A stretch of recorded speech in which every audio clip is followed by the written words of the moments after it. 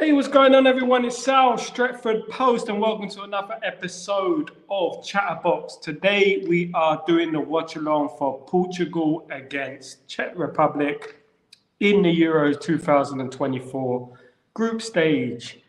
And there's a lot of things that could be going on today. There's a lot of history that could be made. We've got Cristiano Ronaldo looking to make history, so much history today. What's going to be happening with Cristiano Ronaldo? I'm going to go through it for just so you can get an idea of what sort of history we are talking about. Yeah. So since making his debut in 2004, Cristiano Ronaldo has scored at every Euros he has played in, and will continue that run with a goal at this tournament.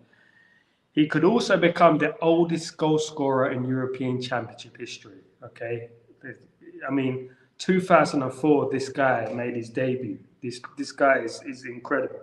Ronaldo is also hoping to emulate former Spain goalkeeper Iker Casillas by captaining the side to 2 Euros wins. The former Real Madrid shot-stopper led Spain to the title in 2008 and 2012, whilst at Real Madrid. And what shoes to fill? What shoes to fill? Now, look, it's not just about Ronaldo, of course. We're on a scouting mission here. We're on a scouting mission to see who's the next thing, the big thing. We've got some United players that we're interested in playing today. So I'm going to go through the lineups just real quick. So for Czech Republic, it is Stanek, Holes, Kroji, Hrenak, Souček of West Ham, Dudera, Kufal of West Ham, Soch, Pavard, Kucha, and Sheik. Sheik is obviously that player who played in the last European Championship. He was didn't he score against Scotland? Quite a good goal as well. It was like near the halfway line or something, wasn't it? Yeah,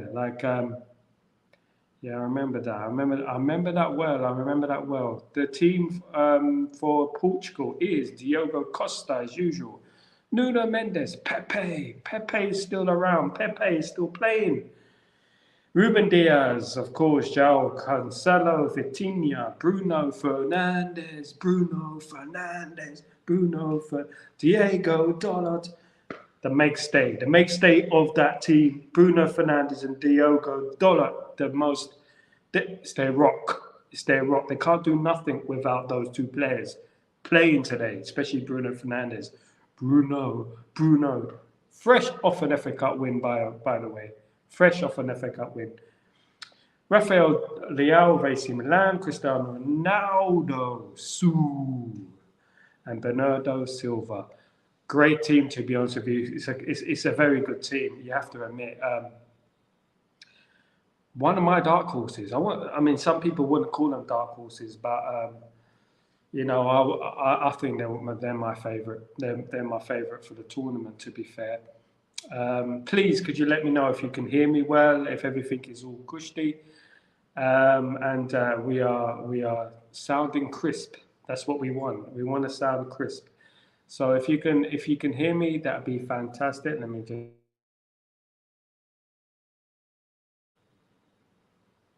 Yep, that'd be fantastic. Thank you so much for tuning in. Whoever is tuning in, whoever will tune in later today, I'll be calling the Portugal versus Czech Republic game, and we are here. We are right here, and enjoying our time. So the news today. Obviously, we're talking about Erik ten Hag and his contract. I've been hearing a lot of talk about the contract of Erik ten Hag and what's happening with that. Now, as far as I'm concerned, that Erik ten Hag is yet to finalize the final details of his new contract, which would be slightly edited, and they shall be doing those talks over the summer, I presume. So I'm thinking of Erik ten Hag's interview the other day, and to be honest with you, he sounded like he was like, yeah, his chips are on his table, and he's going to make it by his terms.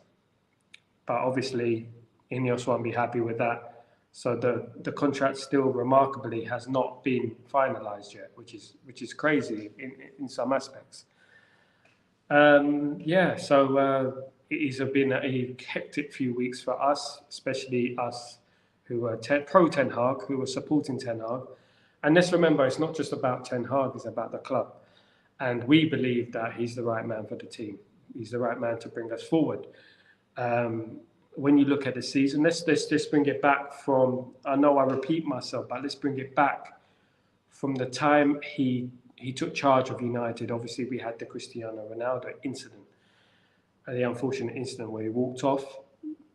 He had to deal with that. He inherited the Greenwood situation. He's having to deal with that. Then we had the Anthony situation and the Sancho situation, the Sancho tweet. He had to handle that as well. Then we had the takeover debacle, which was late. He's had to deal with that too. On top of that, there was a whole number of injuries as well. We had injuries left, right, and centre. There was, a record amount of injuries. And for Ten Hag to come out the season and win an FA Cup is testament. It's testament to his character and it's testament to his skills as a manager. Now, we can go on all day about that, but this is the European Championships we're talking about. We're talking about Portugal, one of the favourites right now, against the Czech Republic. Czech Republic are a funny team. I mean, they could turn it on when they like, but they haven't really been as prolific as they used to be. I'm thinking about Euro 96 with the Karol Poborski, of course. You remember Karol Poborski? Great player for Manchester United. He came at a time when you had Giggs and Beckham, so it was very hard for him to get into that team. Kanchelskis as well.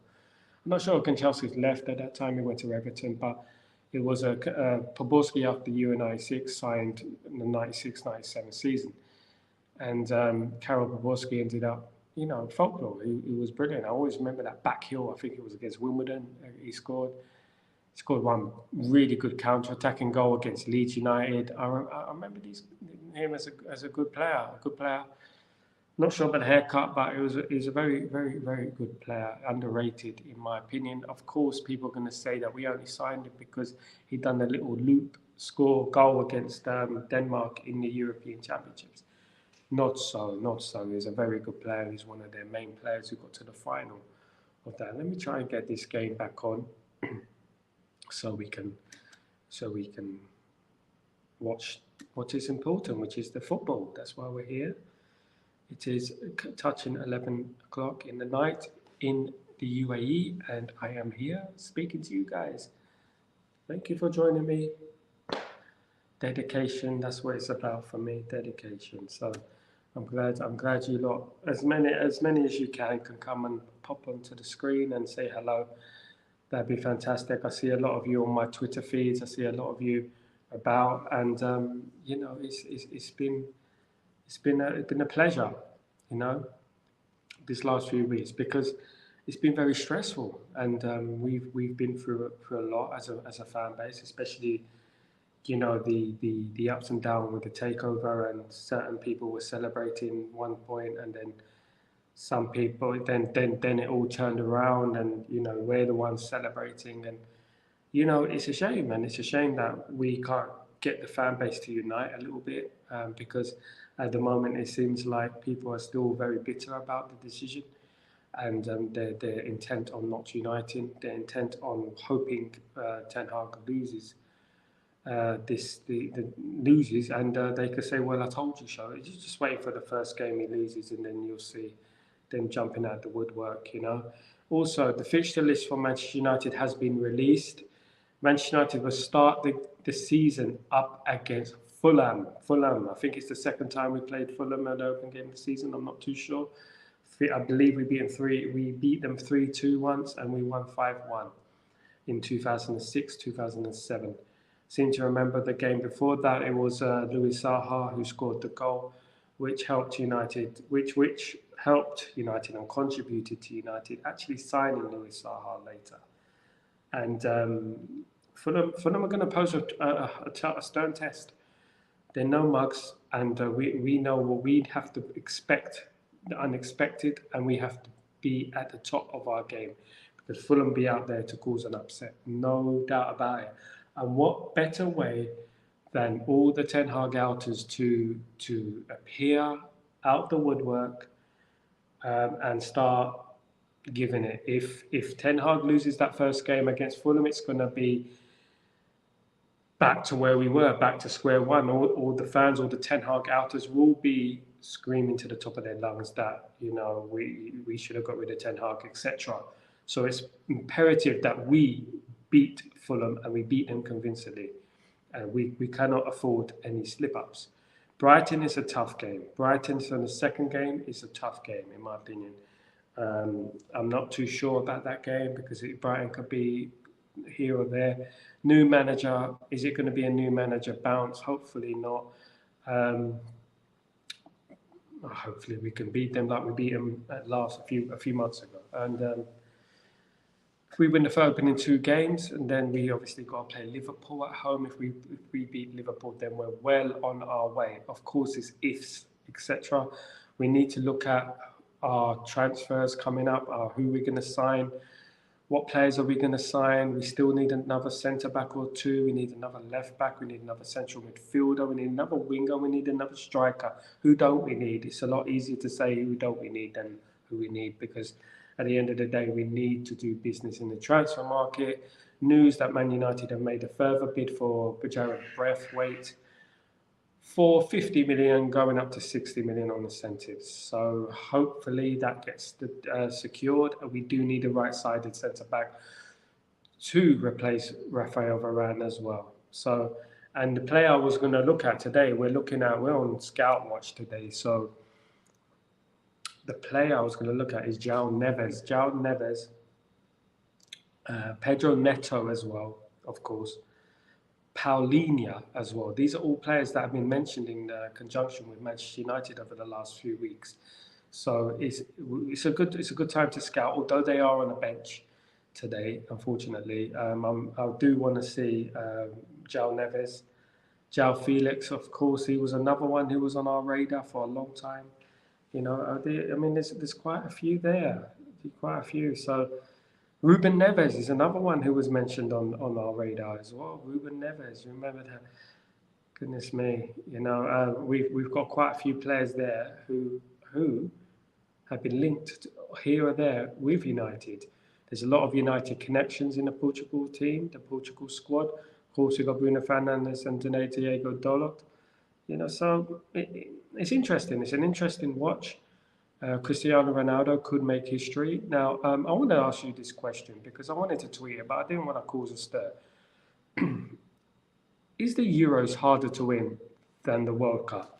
Now, I've been asking a lot of people. I haven't got the answer yet, but is the Euros harder to win than the World Cup? Answers on the postcard or in the tweet, whatever you like.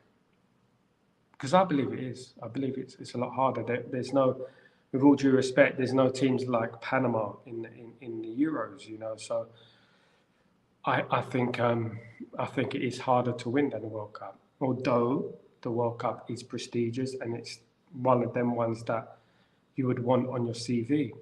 But let's say, for example, for argument's sake, Cristiano Ronaldo picked up a second European Championships. Does that make him the GOAT? I mean, you could make your own judgment on that.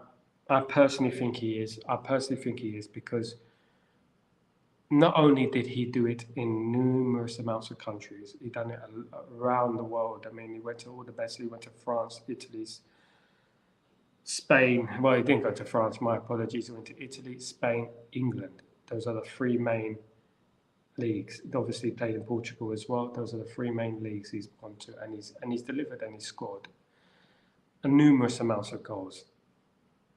This myth that he's just a goal scorer is just completely disrespectful to Cristiano Ronaldo. I believe it's a lot more than that. I mean, I remember watching Cristiano Ronaldo in 2003. You know, as a one that people calling him a one-trick pony. I remember people making fun of his stepovers. I remember that when I was at work, people be saying, "Who's this Cristiano Ronaldo with these stepovers and all that?" And I was like, "Look, listen, look at the potential. Look at him. He's so skillful. If under Sir Alex he can become a fantastic player. And what happened? A couple of years later, lo and behold, he became one of the greatest, if not the greatest player ever. For me, he's the most talented player to ever play for Manchester United. Is he the greatest? Is up for debate, but for me, he was the most talented. Unfortunately, I didn't get to see George Best at his prime, and as I said earlier this week, George Best, his career was recorded, only percentages of his career was on camera, and it makes you think, doesn't it? Because George Best, we see these little bits and bobs about, there's that goal, the same goals we keep seeing when he runs past a few players and buries it in the corner. There's a couple of goals we see, but we didn't really see George Best. I mean, I'm a certain age where I've been supporting United nearly 40 years. So I just missed out on George Best by a decade. But, I've heard so many good things. He's held in such high regard. Him and Ronaldo have been classed as the greatest players to ever play for Manchester United. Duncan Edwards, another one. Duncan Edwards was a legend. It's a shame because I feel that England would have won a lot more if the tragedy didn't strike in 1958. If tragedy didn't strike in 1958, I believe England and Manchester United would have went on to dominate Europe and England dominate the world. I believe so. If tragedy didn't strike on that fateful day. So RIP to Duncan Edwards, but it can't be forgotten. Bobby Charlton cannot be forgotten as well. And the unsung heroes as well. Ryan Giggs, these are unsung heroes that in 50 years' time, many people will be talking about Ryan Giggs. Paul Scholes as well, one of my favourite players, So United have been blessed with so many fantastic players, and we are lucky to have witnessed so many, and we should be grateful for that. Just showing this. It's important that they don't make this whole program about Ronaldo, but it looks like they are. There's a lot of talk about Ronaldo for this game. No surprise. If he goes on to score again, it's incredible, isn't it? It is incredible. Just a goat, isn't he? Just a goat. Every single goal, headers, left foot, right foot, free kicks, tap-ins, long-range strikes. He's just a fantastic player. One of the greatest players ever in the world, history of the world. I think he is the greatest player in the history of the world. When you look at when Portugal last won the Euros, it was a strange one. I mean, it wasn't the best Portugal side, that tournament, but it goes to show you that if you unite and you play as a team, you can achieve great things. And that's what Portugal did. I think it was 2016, wasn't it? So I think that's what Portugal did, and they achieved a great thing. They won the European Championships. Well deserved. Came close a couple of times. They came close in 2004, losing to the legendary Greek side, the 1-0 to the Greeks in Portugal, and it was redemption in 2016. Hopefully England can get redemption this year. But looking at England the other night, I wasn't too impressed with England. I don't think Southgate has the managerial prowess to lift a trophy, to navigate a team through a tournament. When the nitty gets gritty, when you play against France, Portugal, Spain, Belgium, that's when you have to show managerial skills. And I don't think he is quite there as a manager that shows managerial skills, and he hasn't. For me, this is one tournament too long, 2 tournaments too long. So the other night, I would have changed it up. When a game is slipping away from you, that's when you need your manager to be proactive. You need him to make changes. You need him to bring players on. I wouldn't have bringing Gallagher and Bowen on was the wrong choice. It was too predictable. He needed to move Foden back into the number 10 role. Take off Kane, play Ollie Watkins, because at that stage, Serbia had to attack, and Serbia were pushing forward. So what you needed is a sort of player like Ollie Watkins or Tony coming in. You could have played Mainu in the midfield because he can control it and he can pass the ball. Bring Gordon on the left. Utilize your squad. Show courage. No one's going to hurt you. No one's going to say you shouldn't have done that, you shouldn't have done that. Those players are there to be played and you should play them. Don't just leave them on the bench and hope for the best. Because Gareth Southgate is just waiting for that moment. That's all he's waiting for, that moment. So when England go 1-0 up and England are playing really well, and then he demands that his players sit back and defend, that's not how you win tournaments. It's not. I understand if you were playing France and 20 minutes to go for you to get through to the next round or win the tournament. But when you're playing Serbia, you're 1-0 up, bring the game to them. 2-0, 3-0, bring the game to them. And I was disappointed with England the other night. And it's going to take a very good performance against Denmark to change my mind. Because we've seen this before. And yes, we can't overreact. Yes, it is a win. But we've seen it before. You've got to be smart. You've got to look at the signs before they evolve. You've got to look at the signs there that England are doing what they did last time. England doing what they did against Croatia. England are doing what they did against France in the World Cup, against Italy in the final. A Klopp, a Pep would have won that final. Even a Ten Hag would have won that final against Italy. I'm almost certain of that. Especially going 1-0 up. It would have picked them off. It was an aging Italian side, and I felt like they should have won the game. England should have won the game, hands down. England should have beaten Croatia, hands down. They sat back. England were incentive. They were on the front foot, and then they sat back, scored early, sat back. It's too predictable. It's too predictable. There's a couple of situations in the Euros where if Muller doesn't miss that chance, Germany are back in the game because England are just sitting back. That Germany-England defeated was a very poor German side. They're a lot better now. I won't be surprised if they go far in the tournament. They are a lot better. I'm not sure about Scotland. Scotland did make them look a little bit better than they are, but Germany are better than they were in 2021. So we shall see. We shall see. The teams are lining up and they're ready to come out in the stadium. We are here. So what's your predictions for this game then? I think it's going to be quite a tricky game, to be honest with you. I think it's going to be quite a tricky game in this game because everyone's writing off the Czechs. I'm certainly not. Although I think it will be Portugal 3, Czech Republic 2. Portugal 3, Czech Republic 2. How do you feel about that score then? That would be a good game, wouldn't it? Yeah. Join me live, join me live, join me live. I'm here, I'm talking the gospel. Let's do this. Let's do this. Right. Go on, Bruno. Show him what you're made of. Come on, Bruno. Czechs look up for this game. Kufal of West Ham is in the house. East London's finest. Well, Leighton Orient at East London's finest, by the way. They're older. Yeah, Portugal always up for it.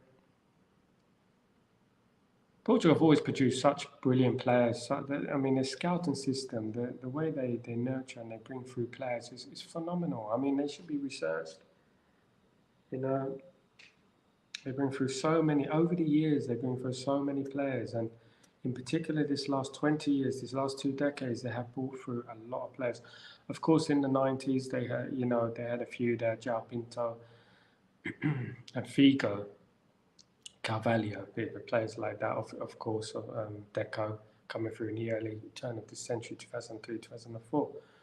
The Mourinho players, Ferreira, then they started to bring through more and more players. Then Cristiano Ronaldo came through, of course. Some really, really good players. Quaresma was a fantastic player as well. who was a fantastic player as well. So the national anthems are going on. We are here.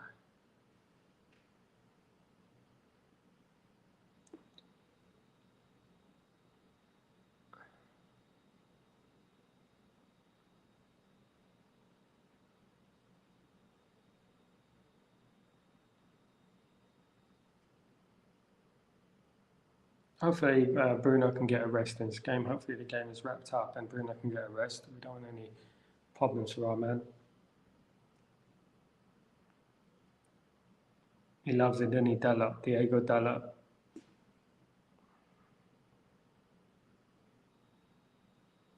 Is it going to be the last tournament for Cristiano Ronaldo? I mean, I got a feeling he's going to go to the World Cup. I don't know about you, but I got a feeling he's going to go to the World Cup. I believe he will.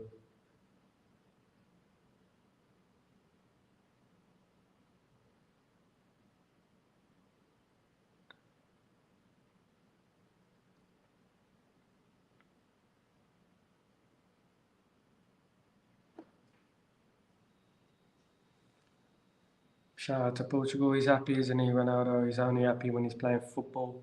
One in a million. CR7. Passionate. Loves the game. So Roberto Martinez is managing Portugal. I'm not sure about Roberto Martinez, to be honest with you. I mean, golden generation Belgian team.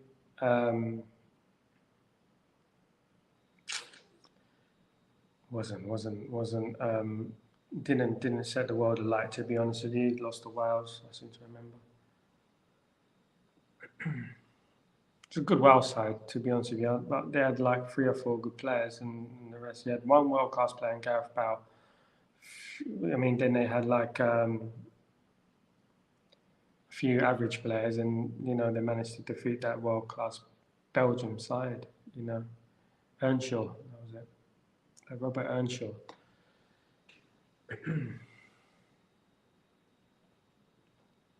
Let's keep it locked.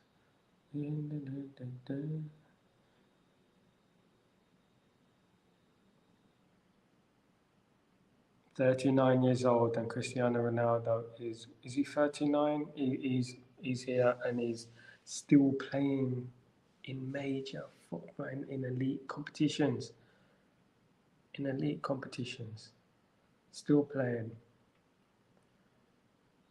R9 was retired way long before.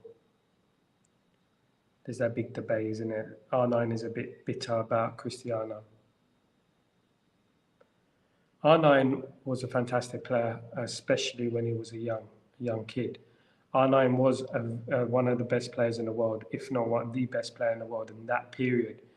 But Cristiano overtook him and became the main Ronaldo, subject to popular belief, like from people like Thierry Henry. CR7 is the real Ronaldo. I know that I witnessed R9. I know how good R9 was. I know he was unstoppable at one point. This period was too small. He didn't win the Champions League, of course. He won the World Cup, of course. I think it twice. But he didn't win the Champions League, which is very important, and he should have done. R9 didn't win the Champions League. Can you believe it? It's like when people say he's not the best because he didn't win the World Cup. You've had so many amazing players who haven't won the World Cup. Kaká didn't win the World Cup, But did he win the World Cup? No, the Champions League. No, he did. He won both. I'm talking about Ballon d'Or, yeah. Yeah, there's a few people who haven't won the World Cup. Great players, in the world history. Figo didn't win the World Cup. Eusebio didn't win the World Cup. Gary Lineker didn't win the World Cup. Oh dear, they're getting good promotion on their podcasts at the moment because they've got the BBC backing. So, or the ITV, whatever you like. Early doors cleared out. Good start from Serbia, from Czech Republic here. Free kick. Gotta be. That looked like a free kick to me. Gee. Look up for it already. Oh, there you go. That's a free kick. Oh, he doesn't give him both of them.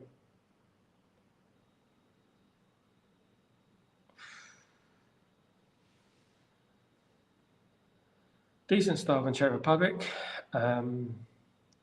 Early out the blocks, really quick out the blocks.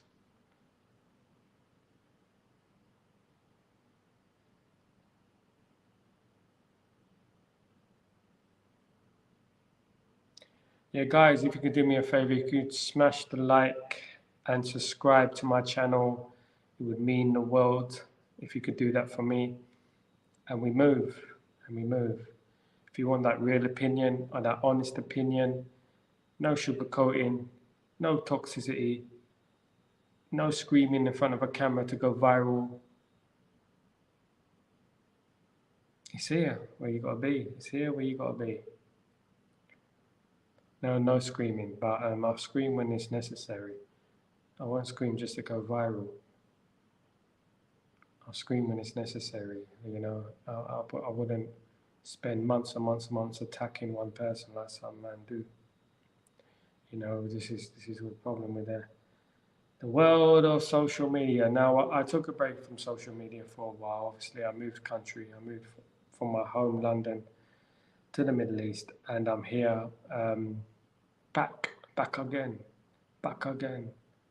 in the house with a new podcast. So I'm going to see how everything goes, and I've got some great plans for you guys. I've got some good, fantastic guests for you guys, and we move. I really enjoyed my podcast before. I really did. Interviewed some fantastic people, some really talented people. I mean, people I grew up watching as a youngster, you know, and I shall be doing it again. No help from a major company, no help from a major management group at the moment. So, yeah, I felt I did okay, but it was a lot of work. It is a lot of work, and you have to put the hours in and have to put the work in, especially if you're working 60-hour weeks, nights and days. It is incredibly hard. So I've got more time on my hands now, and I've got more chance to carry on my podcasts. And yeah, let's do this. You know, let's do this. That's right.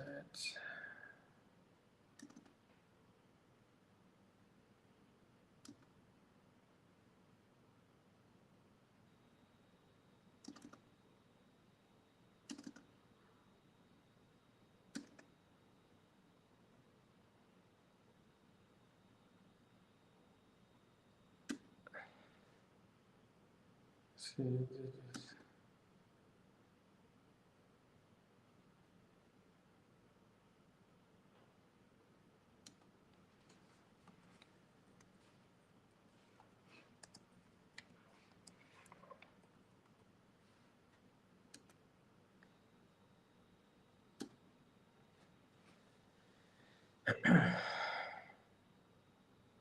Looks like Portugal are getting back into the game now. You got CR7 lurking. I really want to see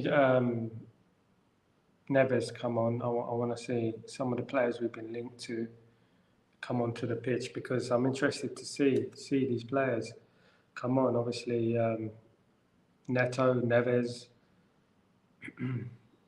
Ruben, yeah, João Felix. Obviously, we were connected to him as well.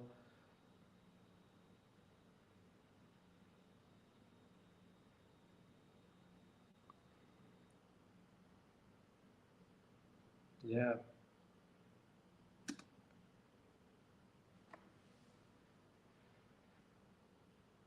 Czech Republic be looking to cause an upset today. They're really looking to cause an upset today. We're in the game. Yes. By the way, when we talk about Ten Hag, we talk about Ten Hag with our sunglasses on, because we won.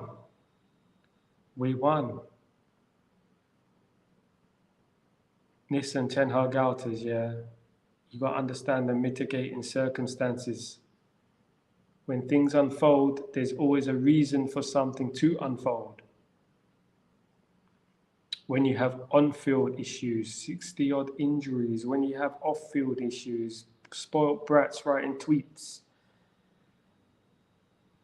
people walking out the stadium, Rashford situation, Greenwood situation, Anthony situation. You gotta understand these circumstances. You know, you gotta understand these circumstances. And then the late takeover process, it came late. And then yet you're still Ten Hag out and you don't understand what, you know, the empathy. You don't empathize with the situation. You have to empathize. You have to empathize with the situation. You can't just be Ten Hag out without empathizing. You know, you gotta learn, you gotta listen. Sometimes, just listen to us. And then we won't be in this situation, would we? Where mans are looking really silly, you know? Still winning a cup with all those problems. It's mad, isn't it? It's mad, isn't it? I know you upset your little friend, Sancho, but come on. Grow up.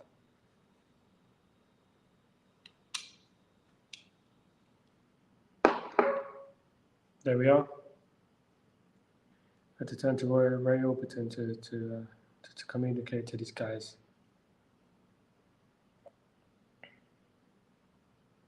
I know. I don't care. I don't care. I don't care. These guys, yeah. Listen, I've shown a lot of love to a lot of people in this space.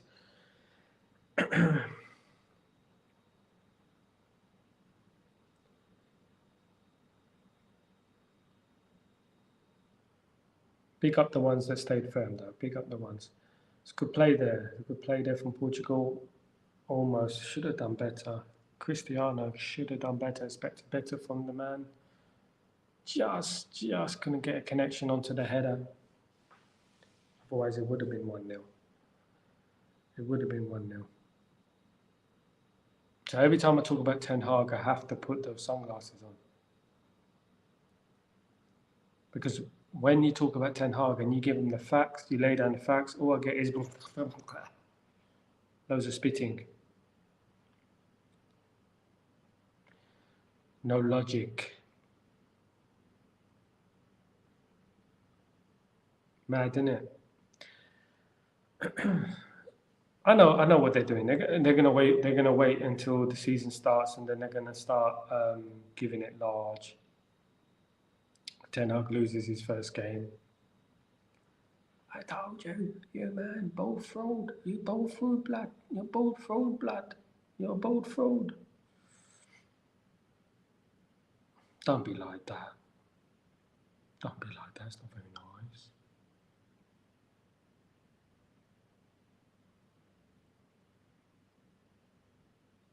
Yeah. Who remembers Portugal in Euro 96? I remember them vaguely, not greatly, but vaguely. I remember Figo a bit, but I don't think that they didn't do really well, did they? I remember them in Euro 2000 because they beat England. England went 2-0 up and ended up still losing the bloody game. 3-2.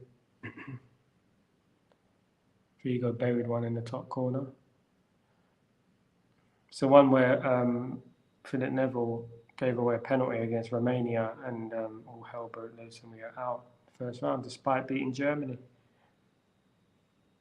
A rare win over Germany, and it was just bittersweet because England got knocked out in the first round. Looks like England will qualify this time. They beat Denmark, they will qualify. It looks looking that way. Oh, that's poor from the player, from the Czech player there. He's got to do better there. Close control. Close control, mate.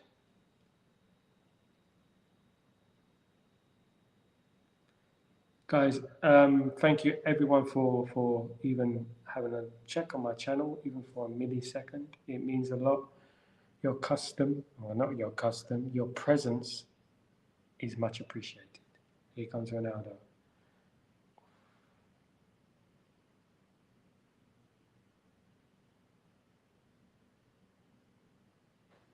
Doesn't look off the pace, does he?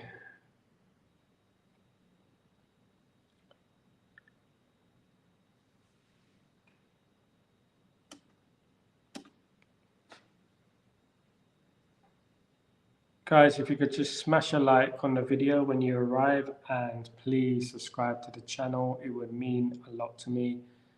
I'm going to be putting more effort into my channel. Here comes Portugal. Oof, unlucky there. Here come again. In 6s and 7s, Czech Republic at the moment.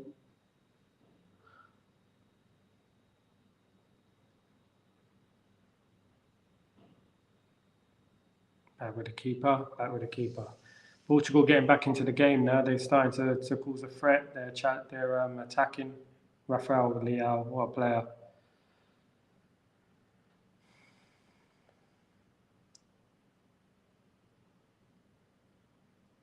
Yeah, please don't forget to like and subscribe to my channel. Let's build together, and let's unite. Power in numbers.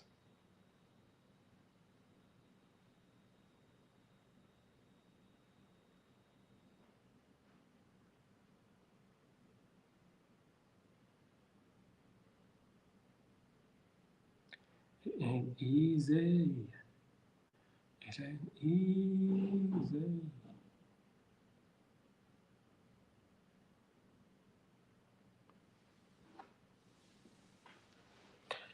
Yeah, I said it. I don't think this is going to be Ronaldo's last tournament. I bet he plays in the World Cup.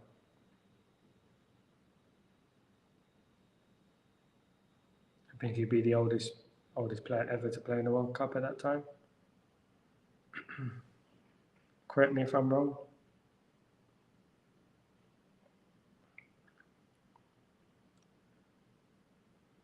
Don't stop believing.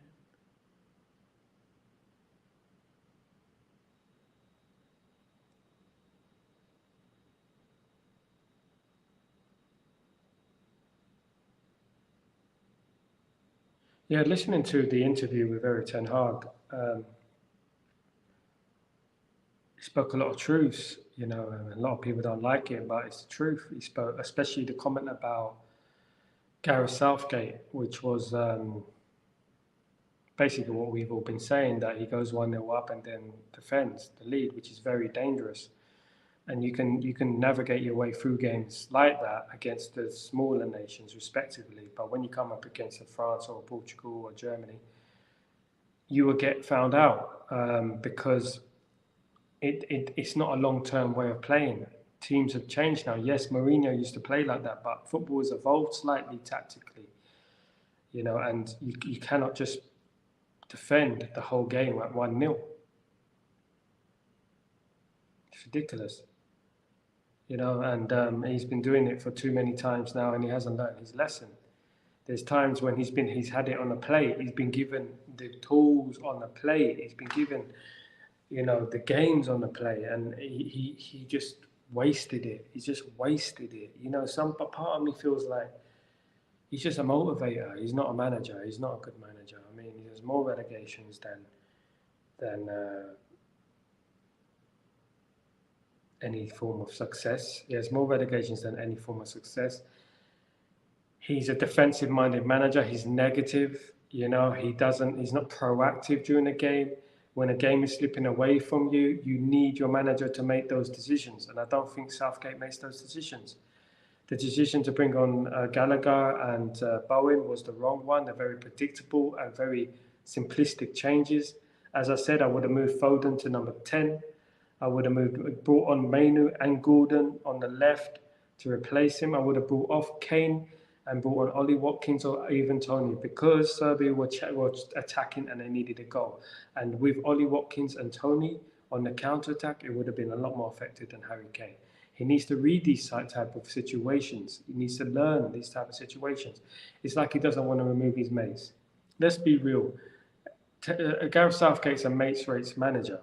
You know, he's been blessed with a fixture list during the last few tournaments that have been kind to him, apart from maybe Germany, but that was a very, very weak Germany, one of the weakest German sides of all time.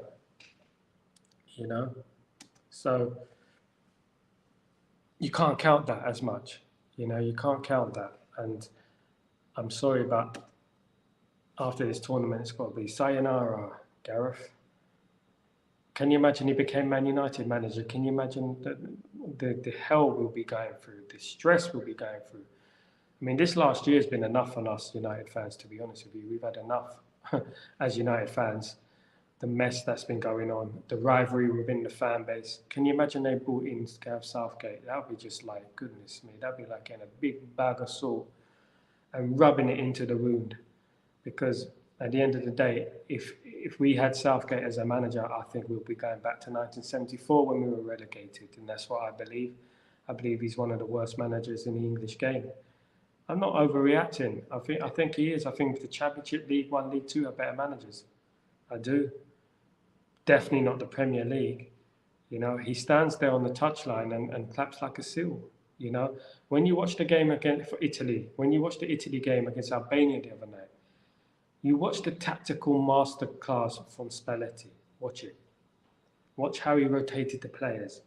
Watch how he moved players into certain positions to cause a threat. Not scared to make substitutions and change it up. Comfortable throughout the whole game.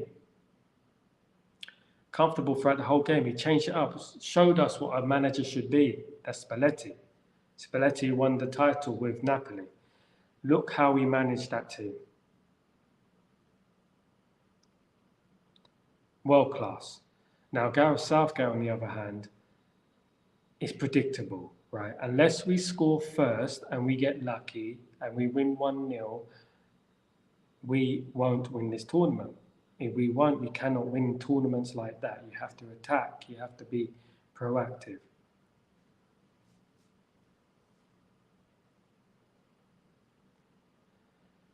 I honestly believe that Ten Hag would have won the Euros. Definitely, yeah. Against Italy, if you put Ten Hag on that and us on the touchline instead of Gareth Southgate, we win that game. 100%. Especially going 1-0 up after, a minute. Here come Portugal again. Portugal looking dangerous. Yeah.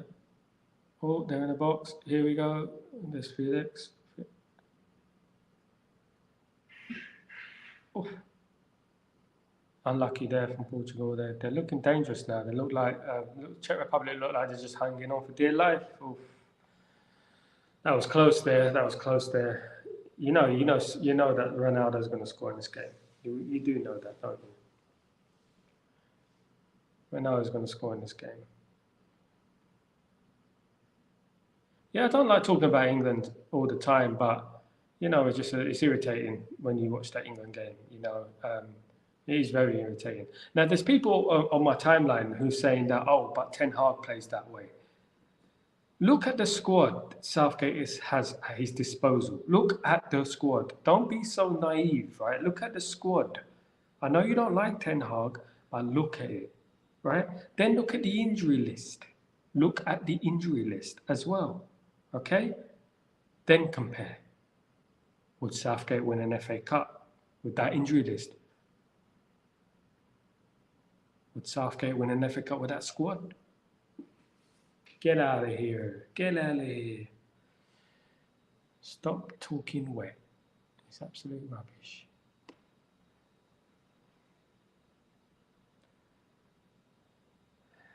So 20 minutes on the clock and nothing has happened so far. Just a couple of attacks from Portugal, a couple from Czech Republic. Portugal are looking more dangerous at the moment. Czechia. Always wanted to visit Prague, to be honest. Always wanted to visit Prague.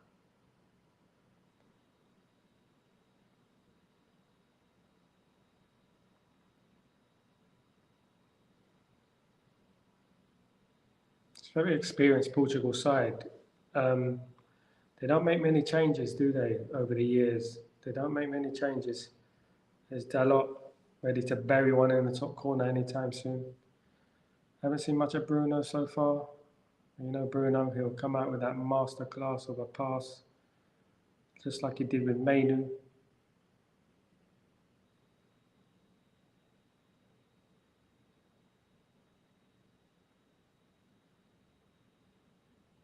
Here comes Ronaldo.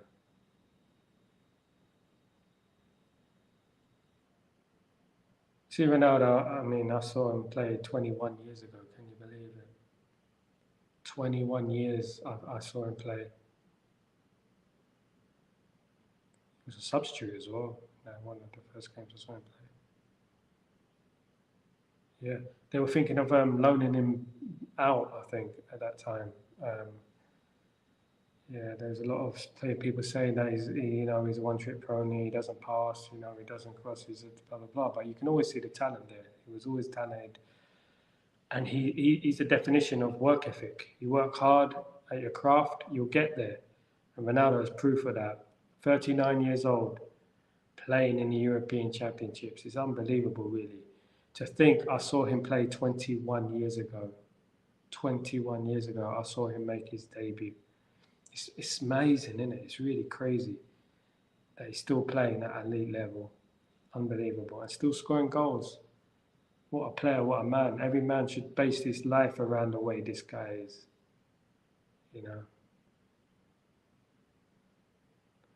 Will there be any changes for England against Denmark? Do you think Southgate's got the guts to change it?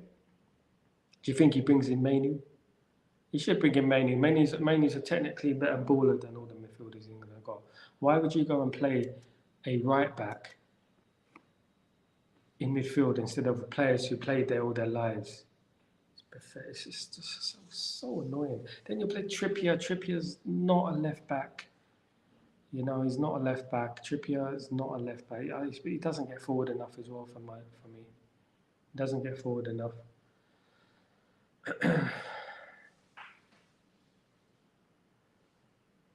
We are doing this. Yeah, it's late in the Middle East right now. In the UAE, it's very late. It is 11:23 to be precise.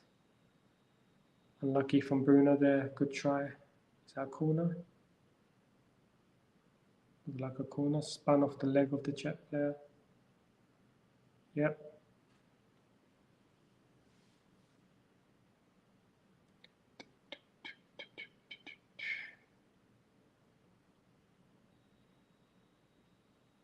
Bruno. Vitinha with the corner here.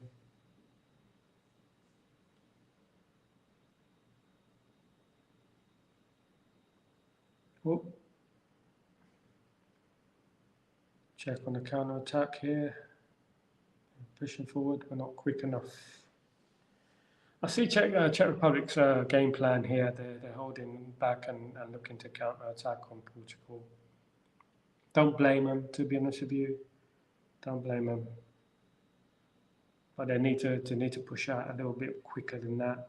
They're a very big team. Not too quick.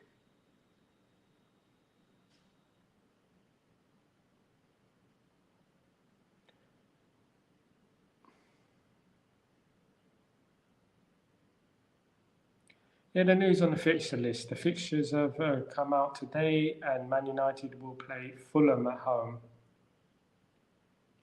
To be honest with you, we got to win that game.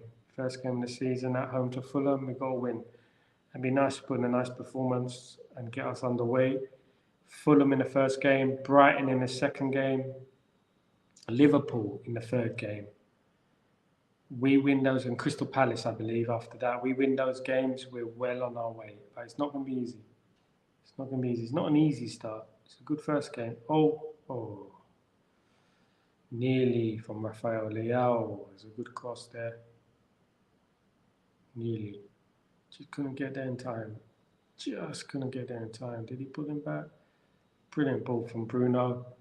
Yet again, reminiscent of the Mainu ball in the FA Cup final. That's unlucky.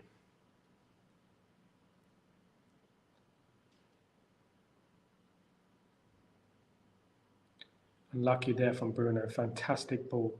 Bruno's the man. You know that ball from Mainu in the FA Cup final. That was just, mwah. That was just like, you need the sunglasses for the Bruno. When you talk about Bruno, you need to wear your sunglasses because that ball there was incredible. You know, that ball there was incredible. Only Bruno can pass a ball like that. You know, only Bruno. Even Ronaldo struggled. There you go. But Bruno's on it. We got Bruno all day long. We support Bruno. Bruno Society. We are here. We are here. There are people all season like criticizing Bruno. I was one of them, to be honest with you. I was getting frustrated, but that was generally because of the situation with the team. It was a situation with the team, to be honest with you. I'm unhappy with it. The injuries, the setbacks, and no left back, and blah blah blah. It's very. Have you noticed there's such a shortage of left backs in world football now? You know, remember back in the old days we had Roberto Carlos, Dennis Irwin, Patrice Evra, you know, Stuart Pearce, Philip Neville. Yeah, some fantastic left backs back in the day.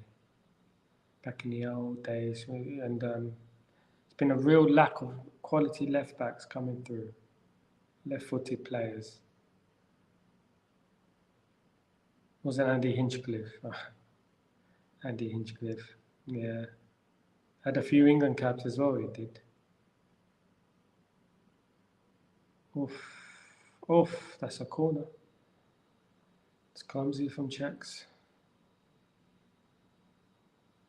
The referee, that's got to be better there.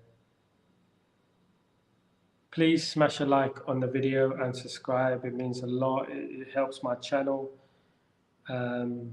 We're in this together. Let's build together and let's make history. Yeah, let's do this. Let's do this.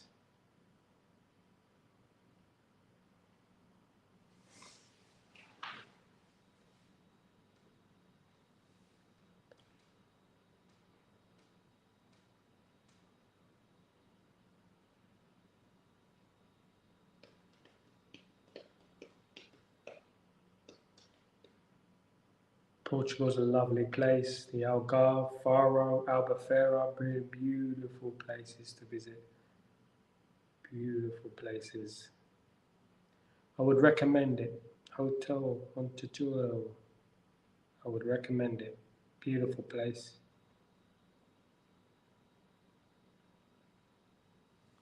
Being around the world and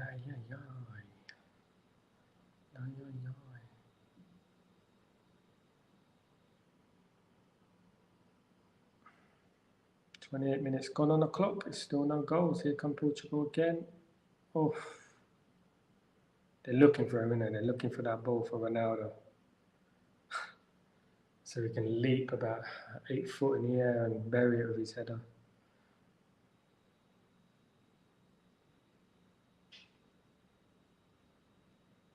Unlucky.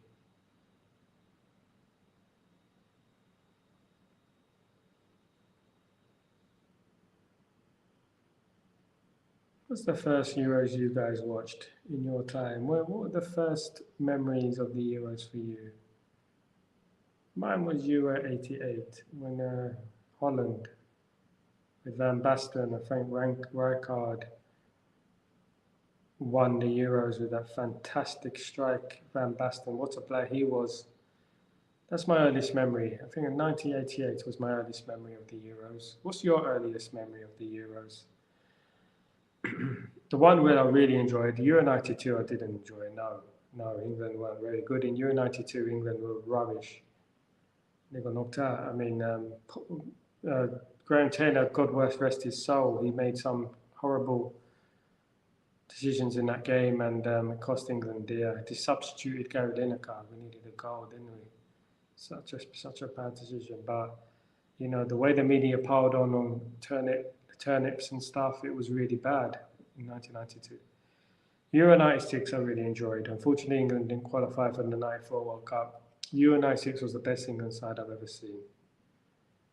They just enjoyed their football. Should have won it. Gascoigne one kebab away from winning, getting to the final, and probably winning the Euros. He said he had a kebab the night before when I think it was Anderton or McManaman crossed the ball, and then Gascoigne missed it by inches, by a milli-inch. I think that was, he said he had a kebab the night before. So he said it was because of the kebab that he missed that chance. Levels, innit? That's Ronaldo. We're through. It was a golden goal. Oh, it goes Ronaldo. Oh, he saved it, cows. Can you believe it? He saved it. Wow. Was it offside? It's close, isn't it? I expect Ronaldo to put that in the net anyway. You do expect Ronaldo to put that in the net. Obrigado, está bem. Obrigado. Obrigado.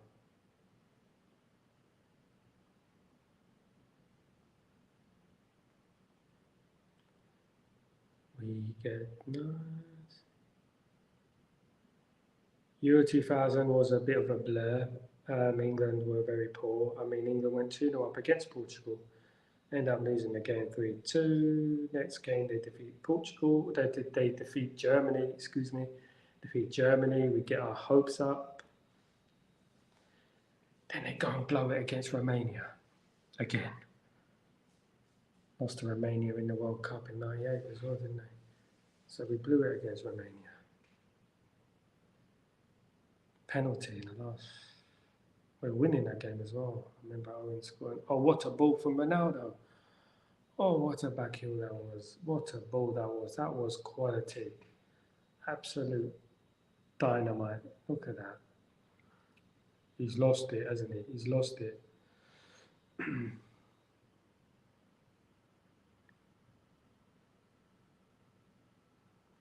think we're tired today. It's been a late one. It's a late one, really. In the Middle East, it is like touching 11:30 in the night. Here we go. Portugal, they're putting pressure on. Czech Republic have got to come out. They've got to come out a little bit, and they've got to compose themselves a little bit because they're sitting back too deep. They need to come out and get that ball out of defence, because you come in, you qualify for these tournaments. Why do you qualify for these tournaments? To make a name for yourself. You don't just sit back. I know what you're trying to do.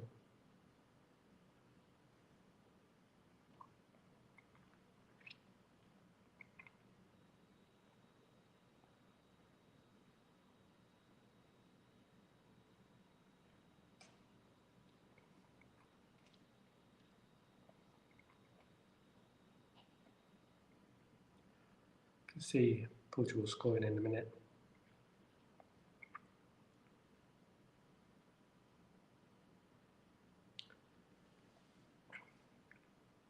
Yeah, you can see Portugal scoring anytime soon.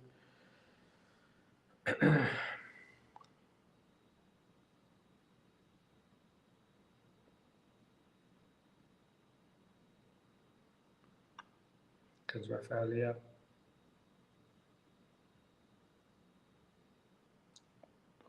too much again. The ball's too much. It's too heavy. Got to be careful with those balls.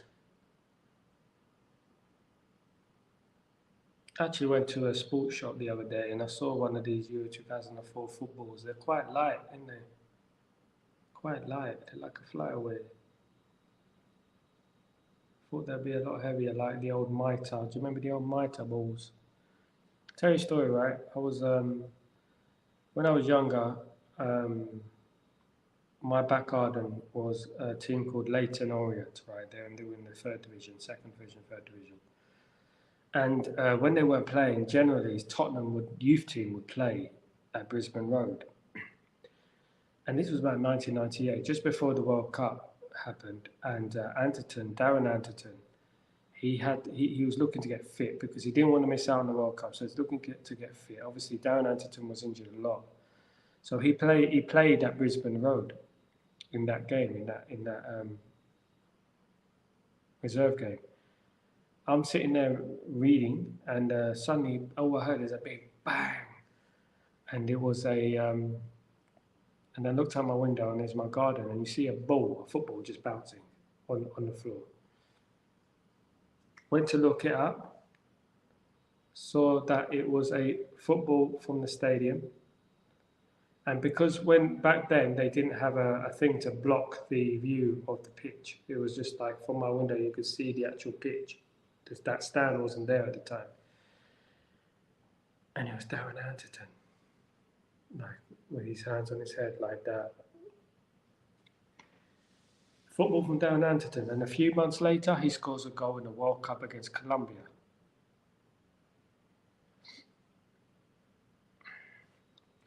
There you go. Via Leighton. Crazy, isn't it?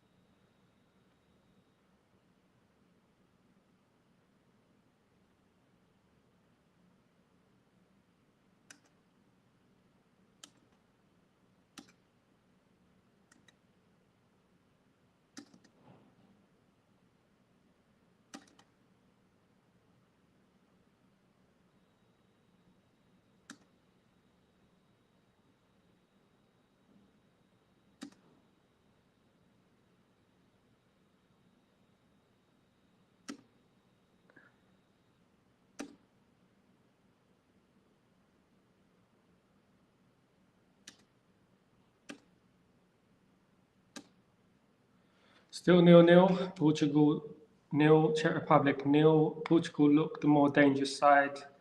Is that a penalty? Is it outside the box? It's a yellow card to the Czech. No, it's a yellow card to Portugal. It's a dive. Yeah, it looked a bit soft in my opinion. Looked a bit soft there.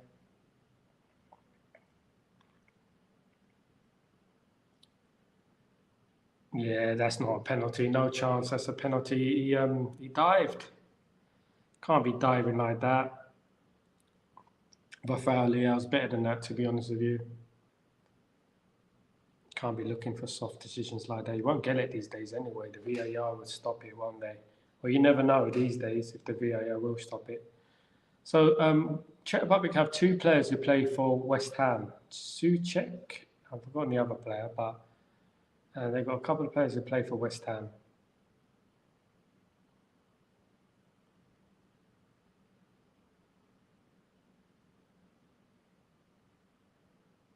So tell me, how are you feeling about the decision and Ten Hag about to sign a new contract? If the terms are agreed, he said they still got a long way to go in regards to the contract. They still got a lot of negotiating to do. That's what he said. In my opinion, so he's been very, very patient. And I hope a lot of people eat their words next season.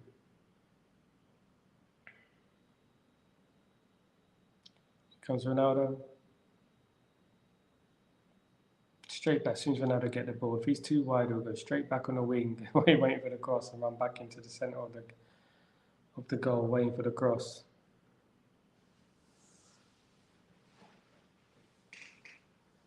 Ronaldo just waits in that penalty area, waiting for that cross just to go straight onto his head, and it's 1-0 watch.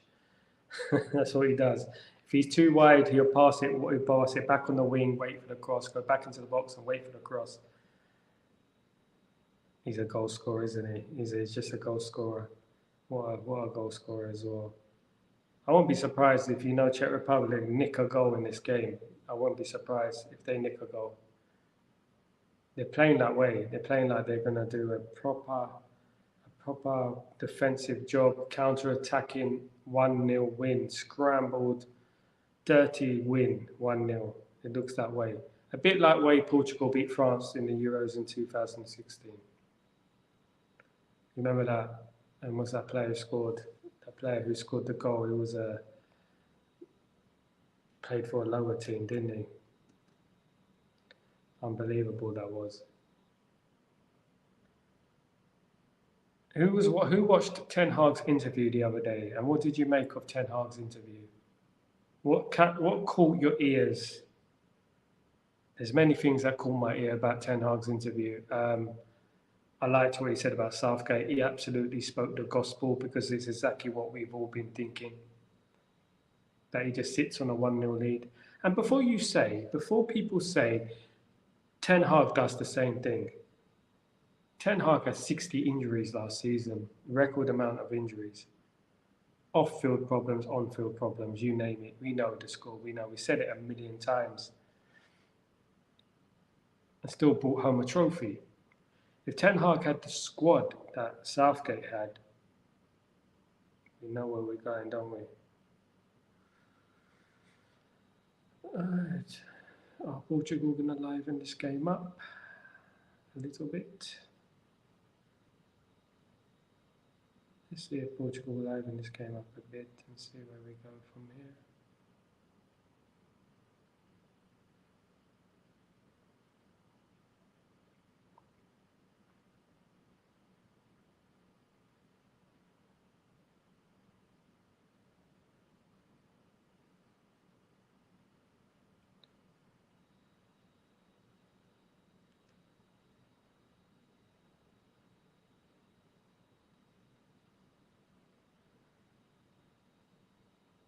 Yeah, guys, for anyone who listening, my name is Sal. Yes, S-A-L. No prizes for guessing what Sal is short for. Anyone got it? Nah. Chatterbox is the name of the show. Chatterbox was always a nickname of mine. I call this show Chatterbox. Chatterbox is a show on Stretford Post YouTube, which is this, and Chatterbox is the new show. I mean, Chatterbox has been around for a while. Whilst I was doing my podcast before, I used Chatterbox as my interview show. I used to interview people on that show, Chatterbox. So Chatterbox is multi-layered now. It's more open to watch-alongs and interviews and everything. So you can call me Chatterbox, you can call me Sal, you can call me Mr. Warner, you can call me whatever you like. Been called a lot of things, especially on Twitter.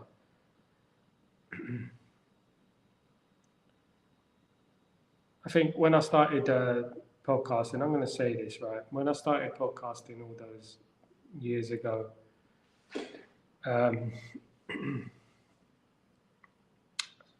I gave my support to a certain few people that I shouldn't have given my support to, and I was wrong to give those support to those people. I shouldn't have given the support to them. The people that were my enemies at the time were the actual ones that had my best interest at heart, and this is a fact. And I made a lot of mistakes, and I felt that it was just getting far too toxic. Even though my channel was doing okay, it was getting far too toxic, and it fallen out with Man United fans, which I respect, and that's why I ended up taking a break from podcasting at the time and moving abroad. I moved abroad with my wife, and close there. And yeah, things gonna change. Things gonna change.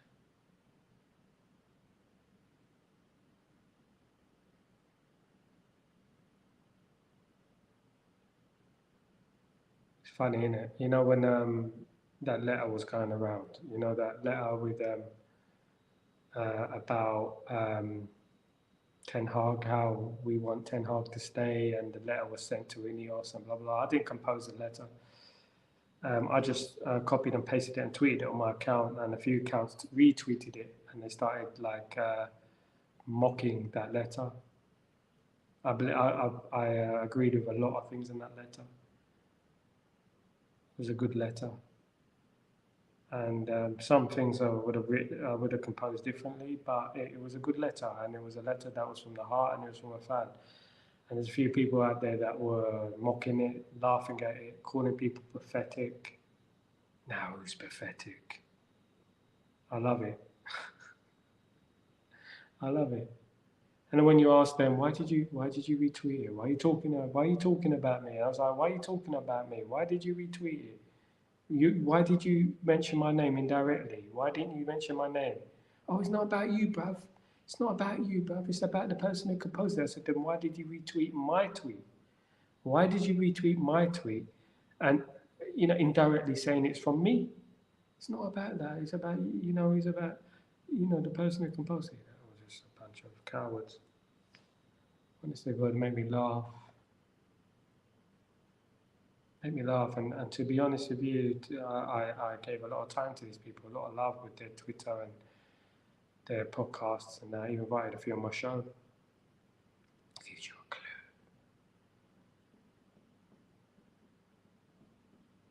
Now I'm doing this for fun. I love talking about football. I love talking about football with you guys, no matter how many, if there's 10 million people in here, or 2 people, or 1 person.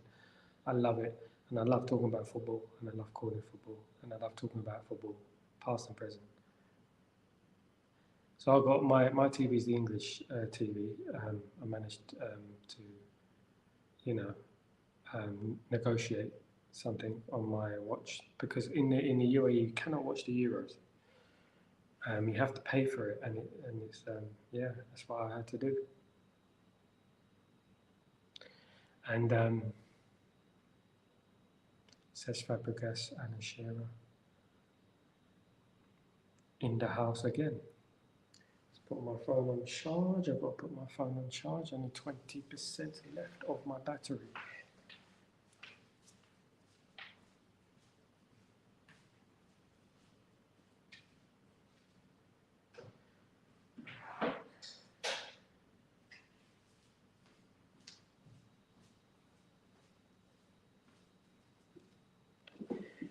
%, left.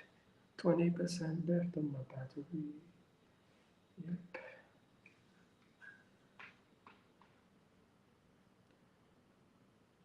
Actually, let me just put that one in there.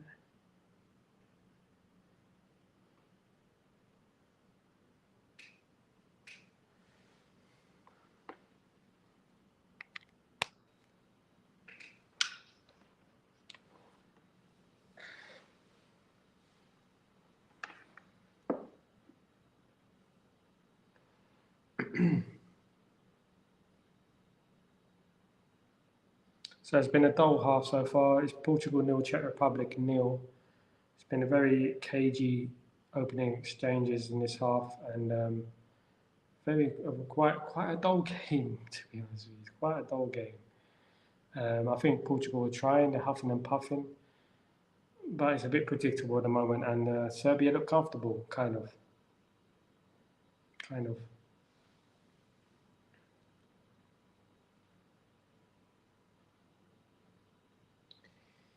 If you straight up Jane and keep it 100 with me.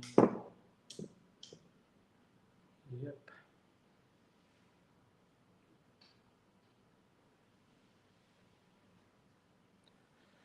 Yeah, it's very cagey half. Boring, to be honest with you, but I think it's down to Czech Republic. I don't think it's from Portugal's side, to be honest with you. But Portugal got to do better. It's very predictable. The game is very dull at the moment, and I expected more from this game, to be honest, more of an open sort of game.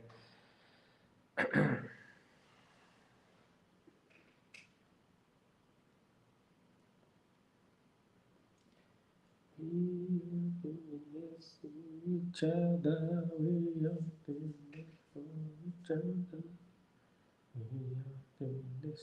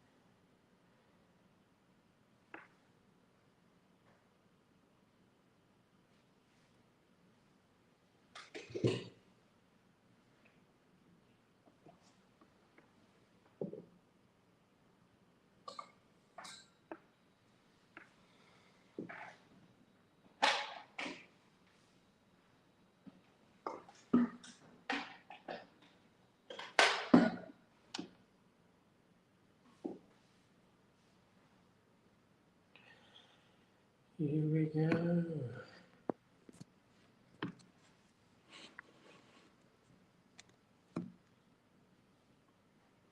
Back in here.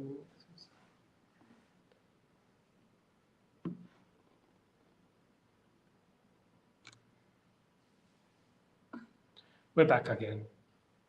Just had to put my phone on charge.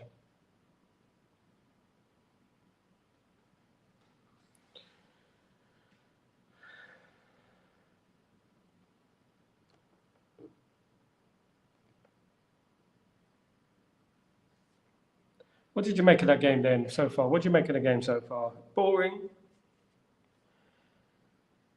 you find anything tactically interesting about the game so far?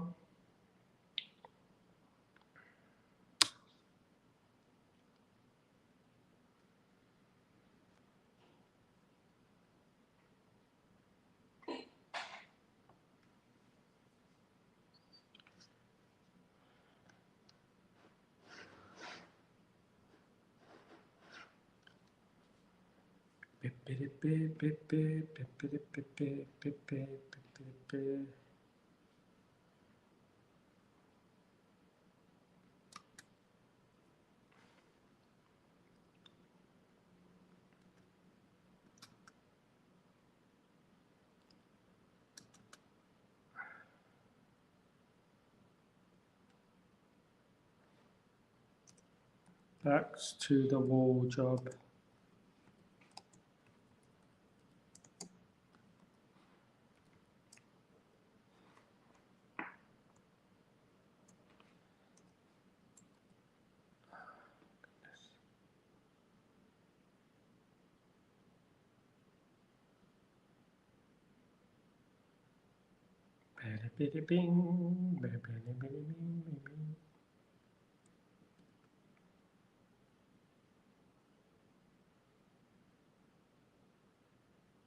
Didn't want to see that.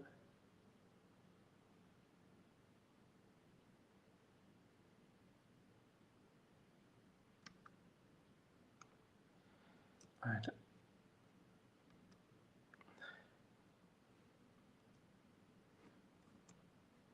So there's backs to the walls job, backs to the wall job from Serbia, Czech, sorry, Republic.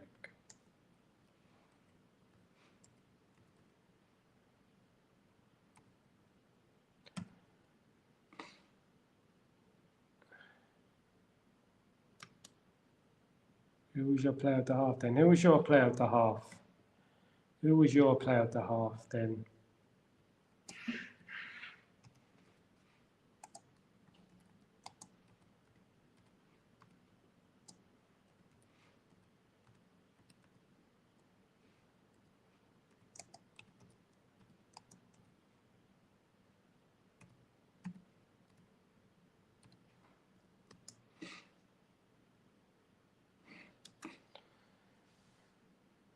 Hard to say really. I thought that Bruno's been quite lively. I thought he's been okay. Yeah, but it's got the game's got to liven up. It's got to liven up. It's been quite a dull game, to be fair. To be honest,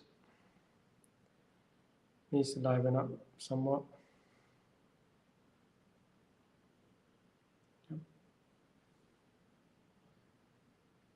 Guys, thank you for visiting my channel. Please, could you kindly smash a like and subscribe to the channel. I've got a lot of exciting things lined up for this channel. A lot of interviews, a lot of collaborations coming up, and it would be appreciated if you can help me grow. I decided to do these Euros to give a feel back into the world of podcasting, the world of fan channels, to get myself, blend myself in back into these videos, so to speak, getting back on it, getting the voice in tune. It's a bit like a comedian when he's practicing his lines and his jokes. Yeah, at these little venues. But this isn't a little venue, this is the Euros, and I'm sure there's going to be some ups and downs. So I'm going to select a few games. I'm going to be doing a select a few games, and we see how it goes. See how it goes, because yeah, Euros has been quite good so far. I liked it. I've enjoyed it. The last game, Turkey 2, Turkey 3, Georgia 1 was a fantastic game. Sort of marred by the trouble before the game, but the Turks just, is that Gulen? Brilliant goal, fantastic. They scored a couple of brilliant goals in that game. Couple of brilliant goals. Turkey don't look like, they don't look. Yeah, Harry. Yeah.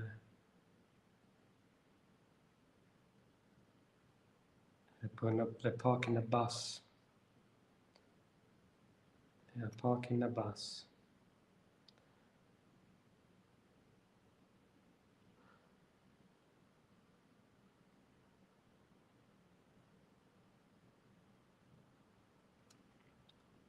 You know what? I don't agree with everything that my country get up to in these tournaments. Like, for example, the treble and the songs and the chants that go on at England games. I'm English, remember that. I'm English, and I support England, and which is why I'm wearing this shirt. It's not all of us. It's not all of us. There's a few who are stuck in the past, who are intent on division. It's not all of us. It is not all of us, guys.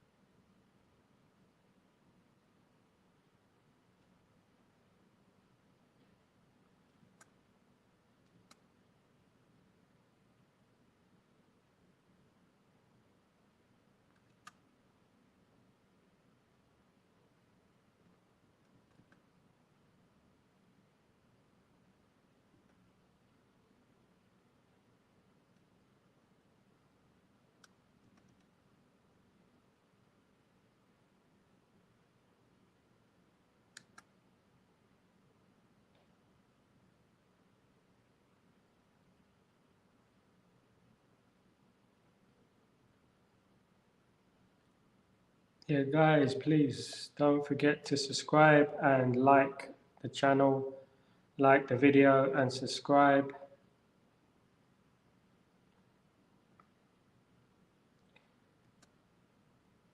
And I shall repay you with some brilliant videos coming very, very soon. Some fantastic material is coming. And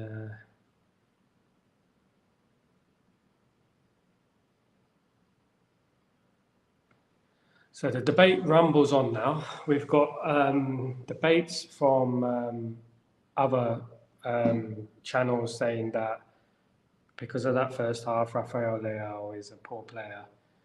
It makes you laugh, doesn't it? The fickleness. people comparing Raphael to Rashford. Why? Why? We're loyal to our players. We believe Rashford is a better player. Raphael Leao is a fantastic player, though. But we might be biased, you know. We might be biased. Rashford is playing in the hardest league in the world.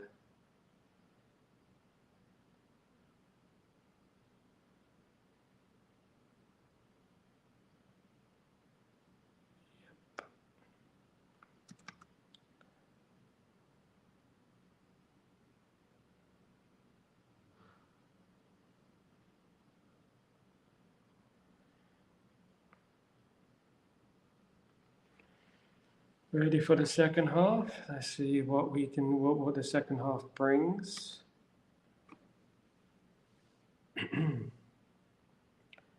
Let's see what it brings.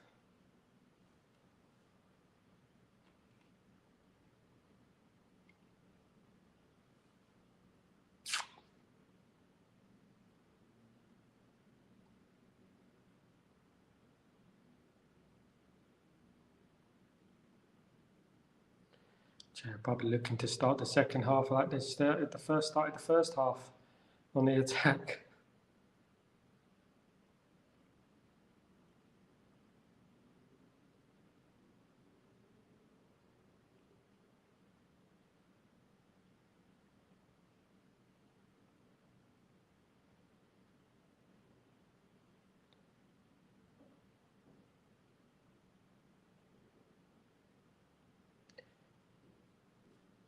Come on, just practicing. Just practicing.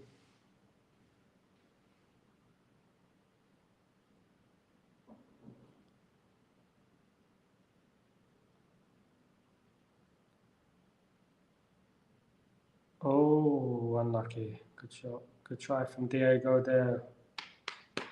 Well done, Diego. Diego Dalot there. Showing them how it's done.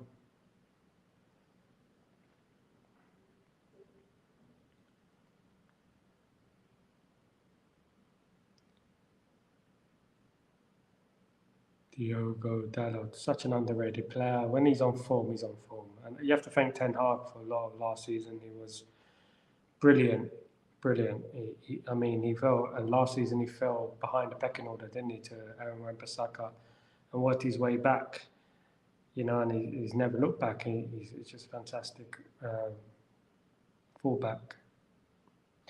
Ronaldo's favourite player at United, wasn't he?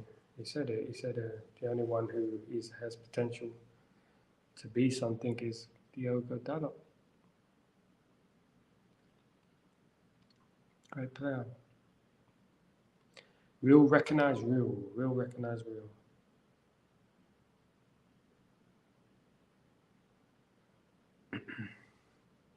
Yeah, I'll be doing some competitions as well. I've got a lot of competitions lined up for you guys. Got some amazing gifts, and more will be unfolded during the next season when we'll go through the emotional roller coaster of Man United again. Here comes Bruno. Bruno on the run. Bruno. Oh, slightly overcooked it. Corner. Slightly overcooked it there. To Bernardo Silva, nearly. It was almost a brilliant ball. Corner to Portugal.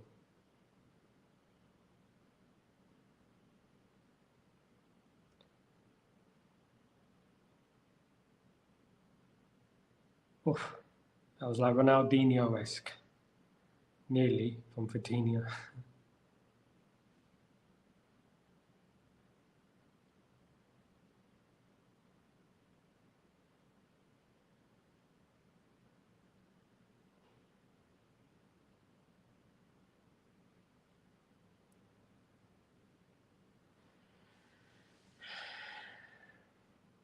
Is it one of those games? Is it one of those games that just doesn't come alive? To be fair, you've got to give credit to Czech Republic. They are defending resolutely. They are defending resolutely, to be honest. I'll give credit where it's due.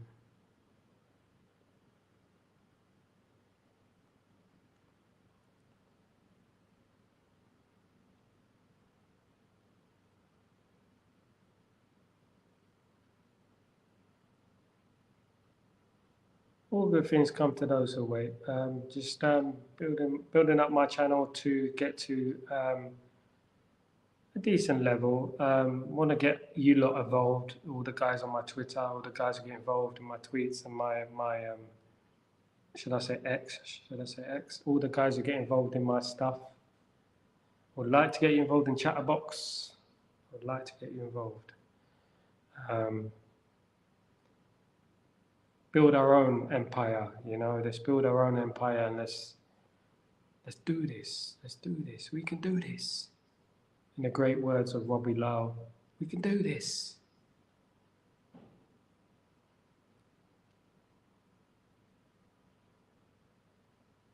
Any feedback, yeah, any feedback is absolutely welcomed.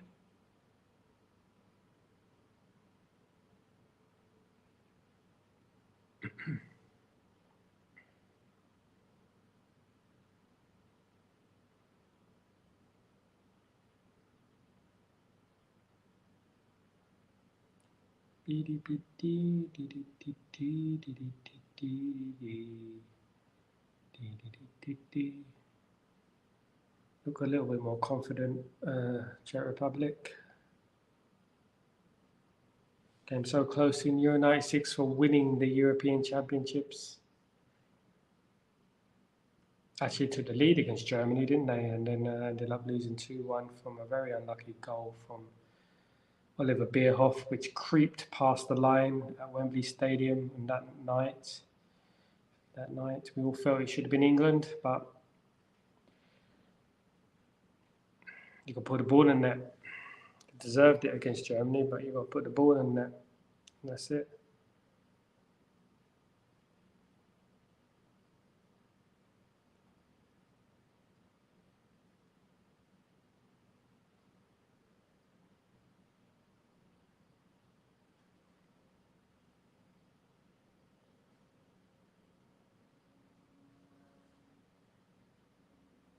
Here comes Portugal.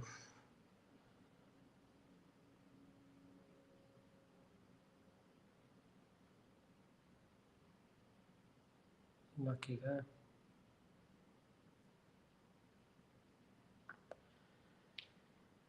We could do this. Do you remember Chris Sutton's celebration for Norwich? He's another one who's turned a little bit bitter, hasn't he? He's another one who's been turned a little bit the other way.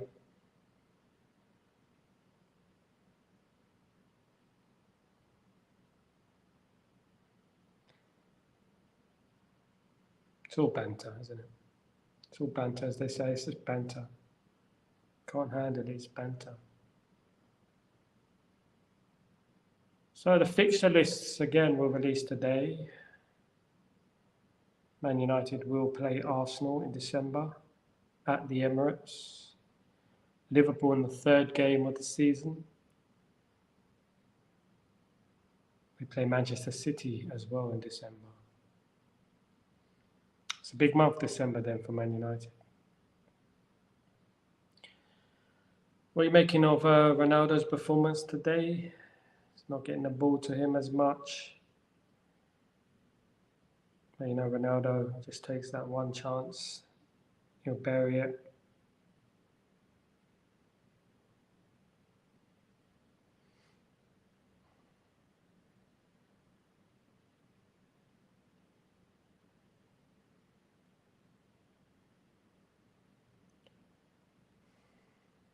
England play on Thursday against Denmark. It's a good game on Thursday, a couple of good games. We've got England against Denmark. We got Slovenia playing against Serbia, and we got Spain against Italy on Thursday. Spain against Italy on Thursday. Massive game that. I fancy Italy, you know. I do. I fancy Italy to win that game. What are your thoughts? England, Denmark, and Italy against Spain on Thursday. Big game. Big games. Rolling in. England win, they're more or less through. Italy win, they're more or less through. Well, Spain win as well, they're more or less through.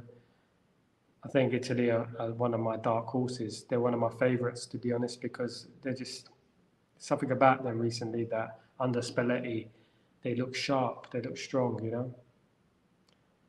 They're a good team, they're a good side, they know what they're doing. Every player knows where they're supposed to be. Tactically, they're brilliant. And you can't write Italy off. You can never write Italy off. Look at Euro 2020 in 2021.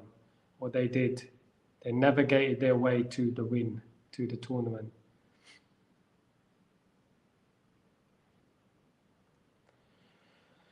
This is close from Ronaldo. Come off the Czech Republic player. That's a corner.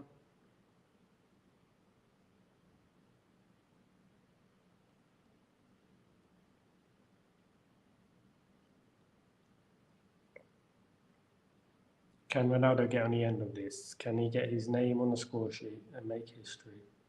Oof.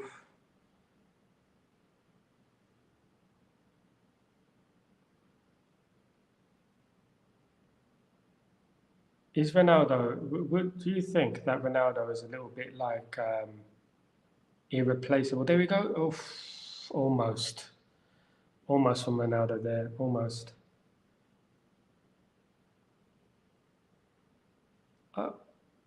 Keeper just palmed it out there. Almost in the lane of a Portugal player. Almost a tap in there for Portugal.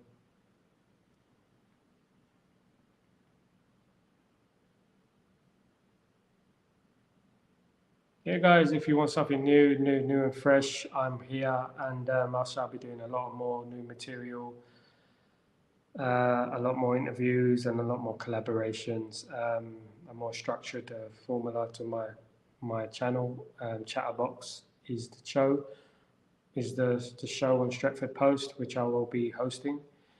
And it'd be great if you could just follow me on my journey, and we can do this together, you know. And you could press the subscribe, if you could subscribe and like, that'd be fantastic.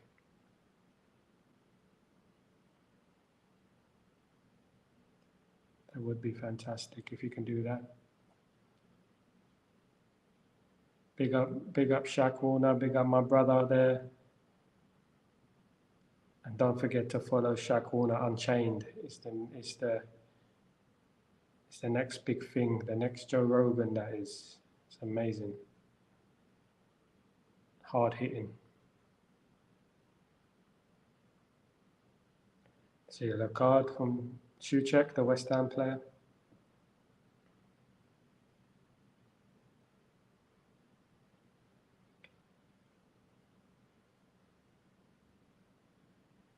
Yeah, hope you're well, bro. Hope everything's okay. Dropping your call.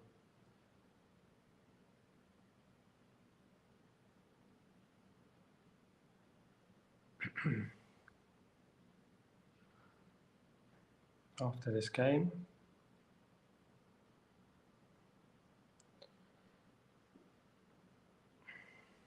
It's a dull game, isn't it? But here's Ronaldo, ready on the free kick. Could be the opening goal.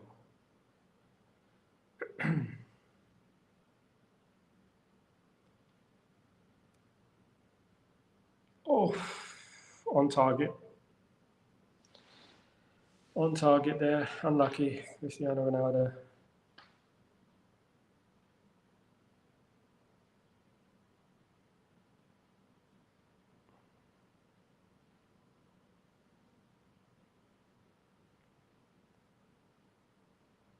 So tomorrow I'll be doing a Scotland game.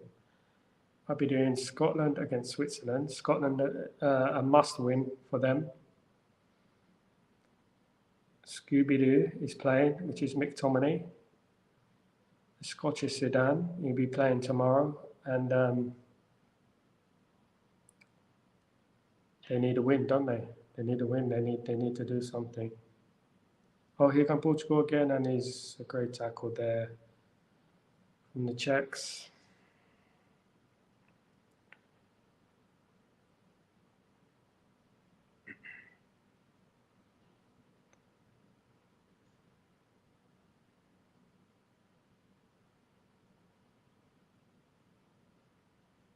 Oh, it's back to the walls for Czech Republic at the moment. They're not getting the ball out. They need to attack a little bit more. They're sitting too deep. They need to push out a little bit more. Otherwise, they will eventually concede.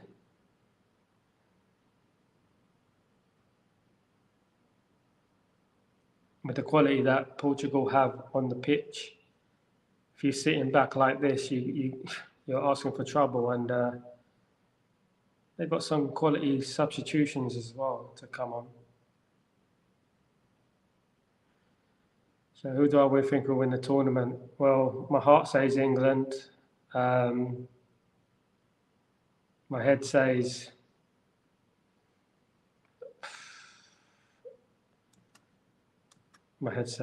France again, probably. France or Portugal, probably. I've been impressed with Italy. I think they're very, very impressive. Tactically, they got it locked. France, Italy, Germany will be there or thereabouts. I think they've improved a lot, especially under Nagelsmann. I think Nagelsmann is a great manager. I think he's a very underrated manager.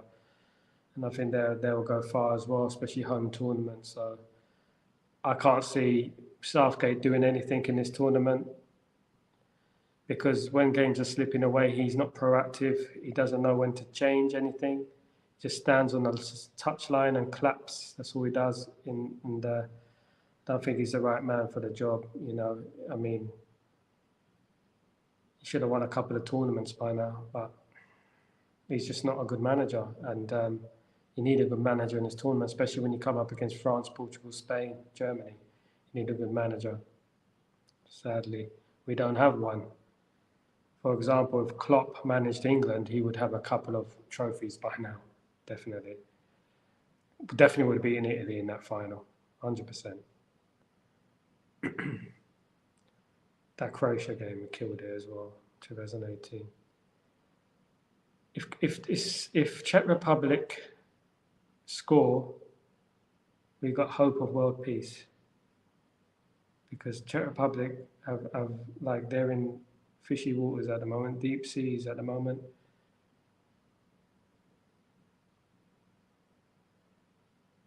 World peace. World peace. Czech Republic have scored. They have scored.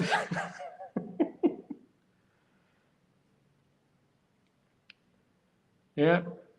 Famous last words, kiss of death. Czech Republic are doing a Greece. Pepe is 53, isn't he?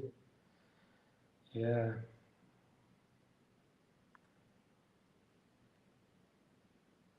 Unbelievable. Can you believe it? Football, bloody hell.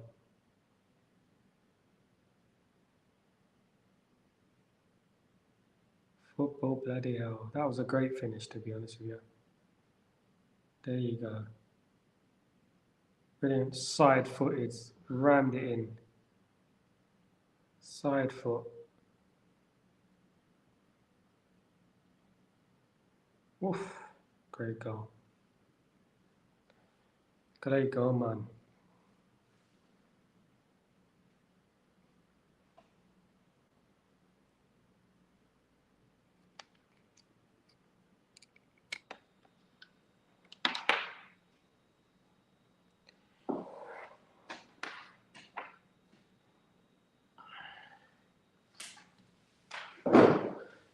What's the response going to be like for for Portugal then? Poland looked decent the other day. Unfortunately, they were unlucky against Holland.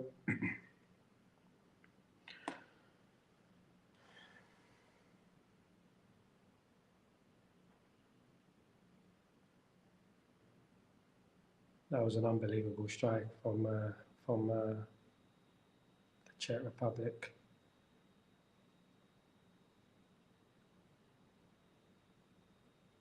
They don't look too. They look a bit leggy. Portugal at the moment. They look a bit leggy. I did predict 3-1 to 3-2 to Portugal earlier on. I doubt it's going to be 3-2 today.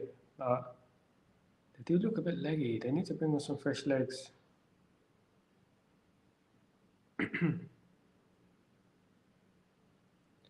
Yeah, they need to bring on some fresh legs, definitely.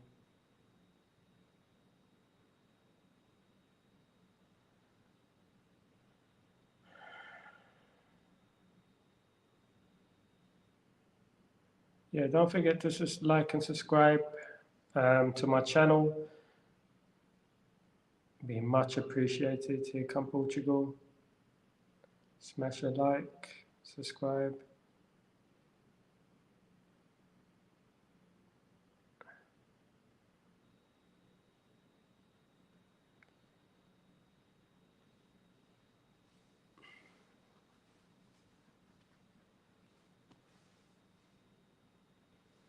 Smash and grab from Portugal, from the Czech Republic. Smash and grab.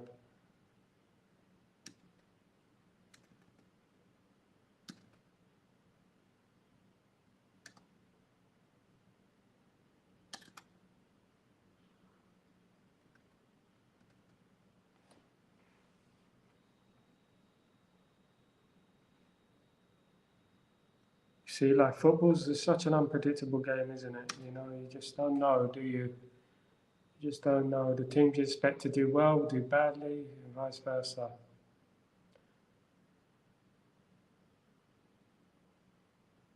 Got to look at this Portugal's tight side, and you got to think that they got to do better than this. They got to do better than this. They have to do better.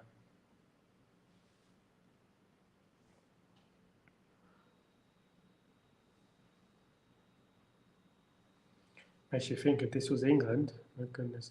But I've never really rated Martinez as a coach. I don't know why they appointed Martinez as a coach. I don't think he's a very good coach. He had that golden generation Belgium side. He couldn't do anything with that Belgian side. Remember them getting knocked out of the Euros by Wales, Robert Earnshaw and all that. Yeah, either that or Belgium were very overrated, but he should have done a lot better with that side. Still managed to beat England though twice at the World Cup 2018.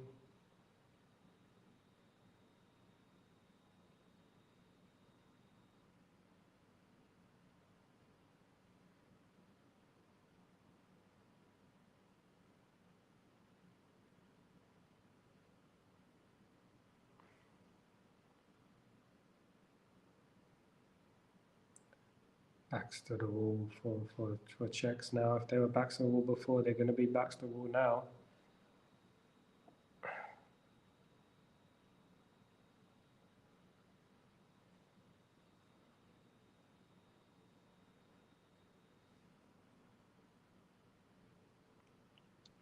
Yeah, don't forget to follow me, guys, on Stretford Post, at Stretford Post. Stretford Post. This is the new Chatterbox show on my channel.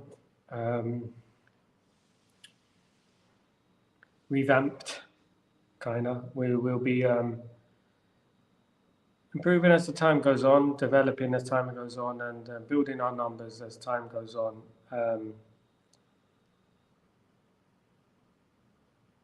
And hopefully, you know, we can do some great stuff together.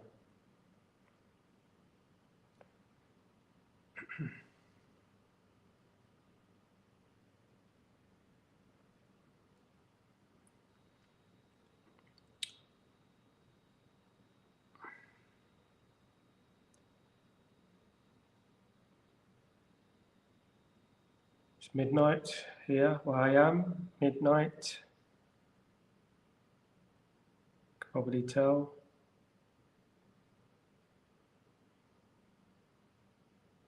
I think Portugal are becoming too predictable at the moment. They're just they're not really opening the door. I tell you what, that Turkey looked good though. That Gulen, he looks a good player. Isn't he at Real Madrid now?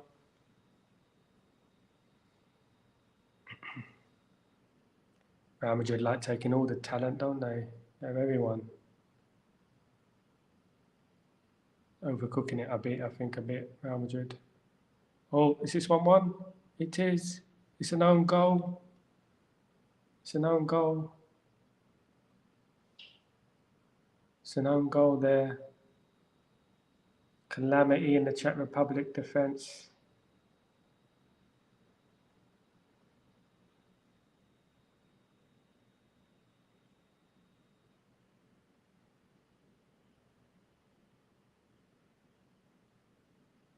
There we go. Oh, come on. Keeper's got to do better than that, though, hasn't he? Keeper's just palmed it out. He could have. What is he doing? Come on. That's not the defender's fault.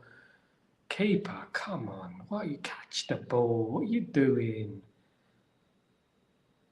What are you doing? Oh, my goodness me. Awful. Awful from the Czech goalkeeper there.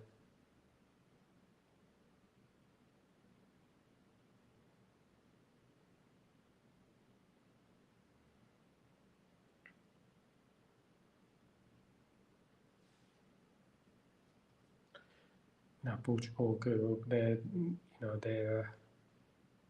be up now for this game. They'll be up. Try and get the win. It's been a poor performance, to be honest, from them. I've expected a lot more from them.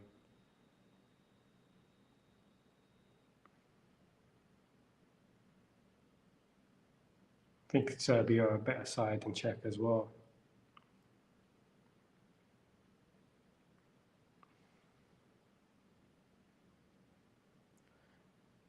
Yeah, you can't rule out Spain as well. Spain have got a strong midfield. They've got Rodri in there, but I just think up front they're a bit lightweight. Got kind of good young players there, but just a striking position. Morata is not all that, I don't think.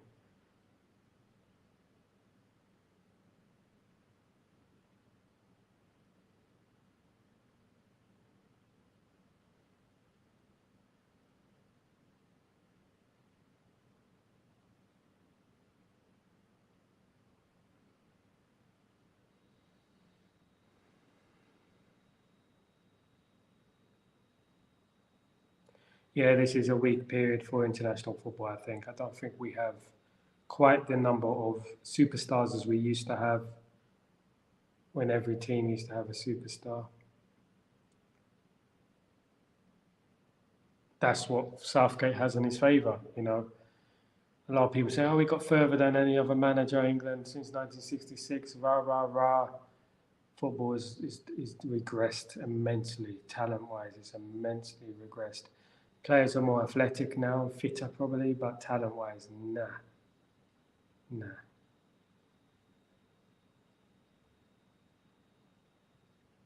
Just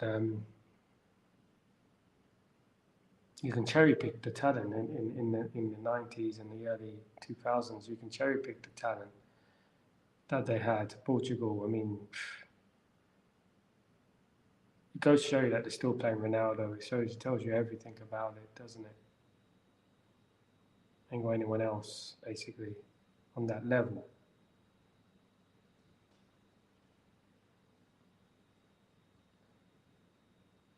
Guys, don't forget to smash a like and press the subscribe button and maybe put your notifications on for me. That would be fantastic. I'll be doing a lot of watch-alongs this month leading up to the season coming, the merry-go-round of Man United next season. What is the keeper doing there? Come on, that's not the... Oh, calm down, Martinez, mate. Calm down. We can reject.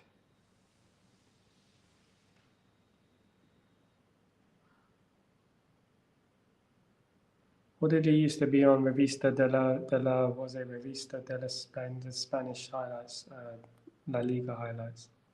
Revista de la Liga or something. He used to be on the Spanish highlights program.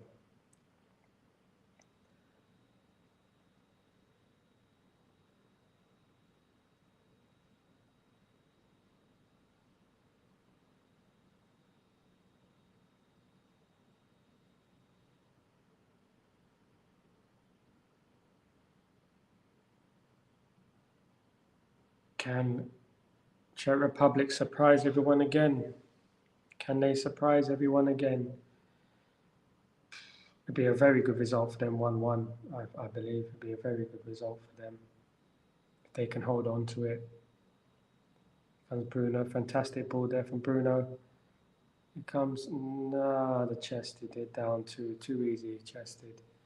But that's a luck you need in tournaments. It just takes one error from the keeper and then they're back in the game. That's the nature of the beast, really. you know, if you rest on your laurels and keep a 1-0, you're always liable to concede. It's just like happened to Denmark the other day. You know, they held on to that 1-0, kept the 1-0, and then all it takes is a deflected shot into the back of the net, and that's it. It's a draw. Always try and play on proactive. Always try and play on the front foot. You know, it's always the best way, especially if you're a good team.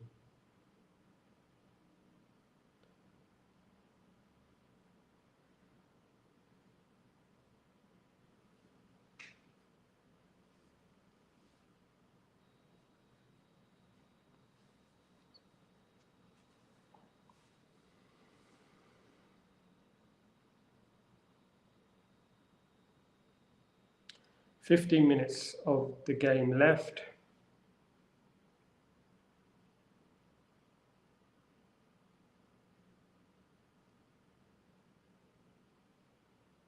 (1-1) between Portugal and the Czech Republic.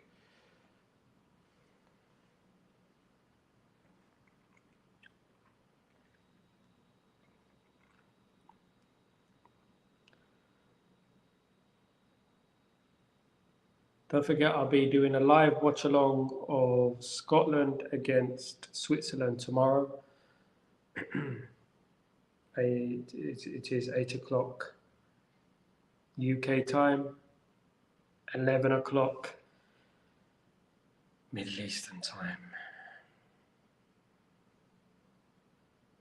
It's a late one. Luckily, I'll also be doing a watch along for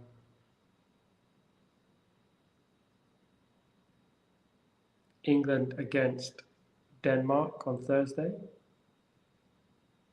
think England kick off at 8.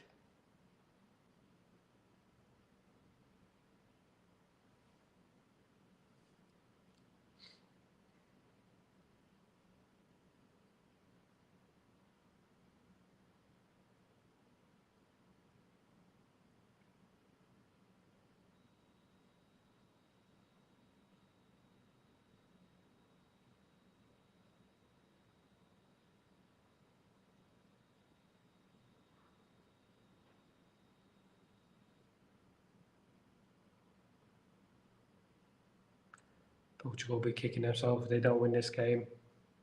It's been a poor performance from them. Luckily, got back into the game for an own goal.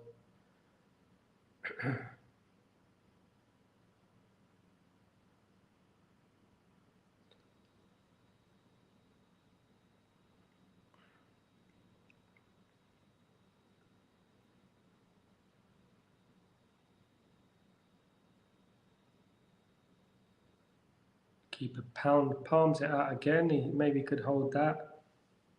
Keeper looks a right mess. He looks really shaky.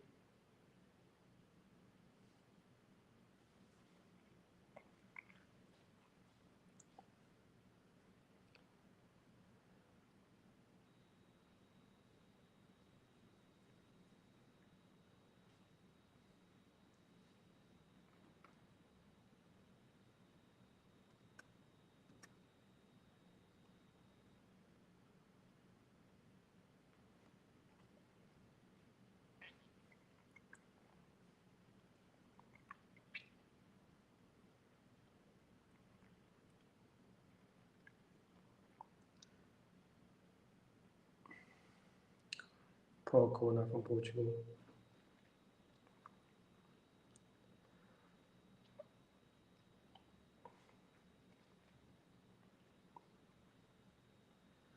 Bruno looks frustrated.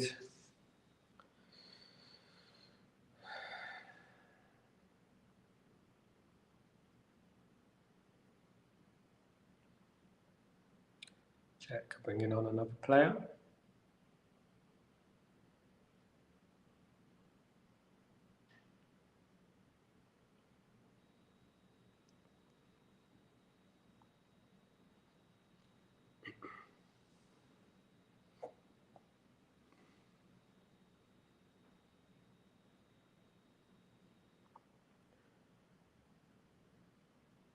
Don't forget today, Turkey defeated Georgia by 3 goals to 1.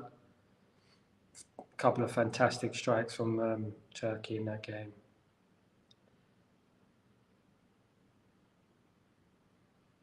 Tomorrow we got Hungary. I believe we got Hungary against Germany. Should be an interesting game. Hungary need to win. Lost the first game, the opening game.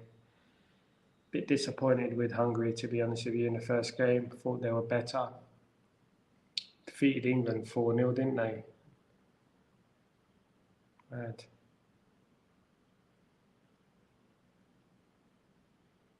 Oh, Ronaldo. Oh, nearly. Still getting in those areas. It can cause damage. 10 minutes of the game remaining. Is there going to be a winner?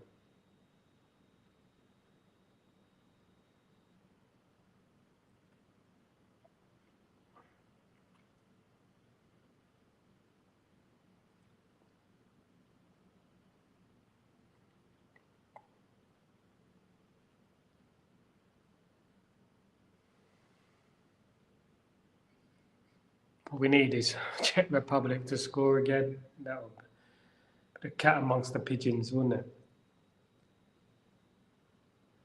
What are your thoughts on the games, guys? What are your thoughts on the games? So it's been a good tournament so far. A couple of boring games. This game is a bit boring. Yeah, it has been, but it's interesting at the same time. Czech Republic are not laying down. Can they score here? Oh my goodness, can they score? Oh, can they score? Oh, unlucky. Unlucky from them. Unlucky from Czech Republic. Nearly caused an upset there. Nearly. Portugal have been living dangerously. I mean, they're lucky to get back into the game with the own goal. Have not been impressed with them today. Has not clicked at all.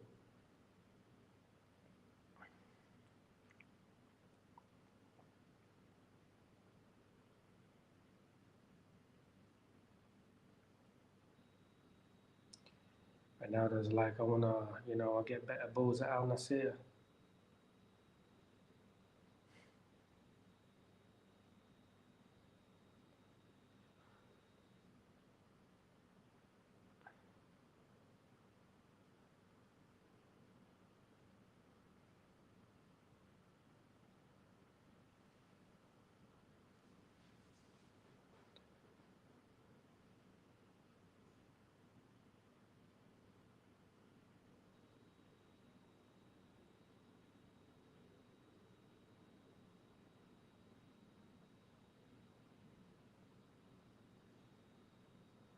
It's also predictable for Czech Republic, and here's the break from, also predictable for Portugal, should I say, and here's the break from Czech Republic. It's gone to nothing, throw into Portugal.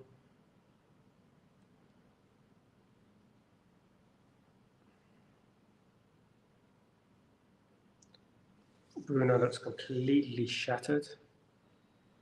It's been a long season. Played almost every game for Man United in the last few years.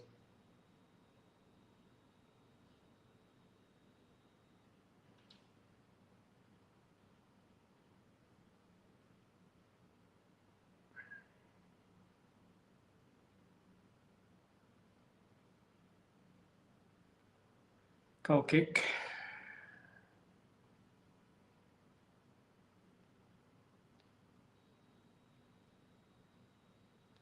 I think Portugal, the problem with Portugal, I think they've got a lot of nostalgia with certain players.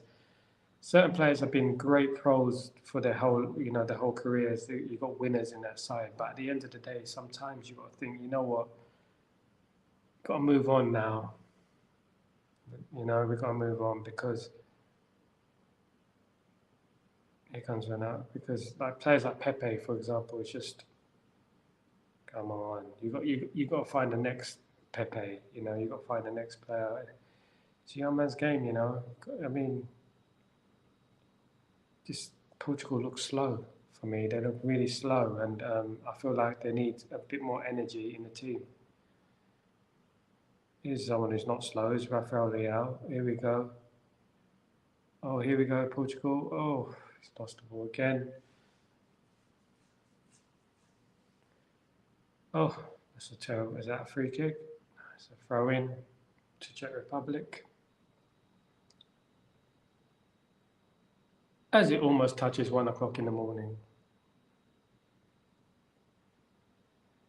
I feel like an old radio presenter, you know, on BBC Radio 2.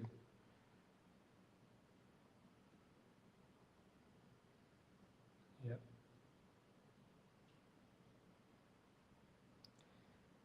Linger. He's definitely going to let it linger. If he doesn't, you know, that player, Portugal. If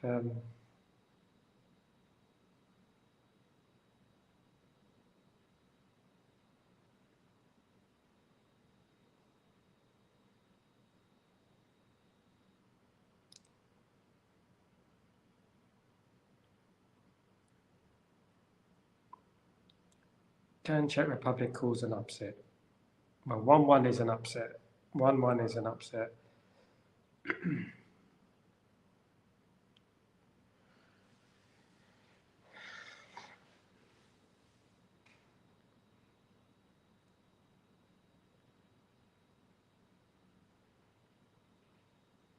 The Scotland game, looking forward to the Scotland game tomorrow. The Scotland game should be interesting. Switzerland would impress. They did impress me the first game, and I think that Scotland have got to work hard to get anything from that game. Otherwise, it's an early flight back for them again. Just don't come home too soon again.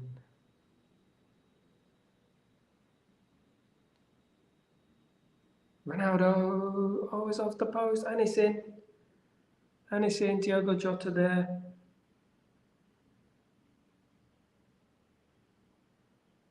(2-1) to Portugal. They've done it. Undeserved, but they've done it. Jota wanted the ball to get his celebration up and running. What a Czech Republic, how are they going to respond to this? I haven't been impressed with goal check. There's a goal check. What's going on here? It's VAR. Or is that offside? It's the arm of Ronaldo that is offside. Is it offside?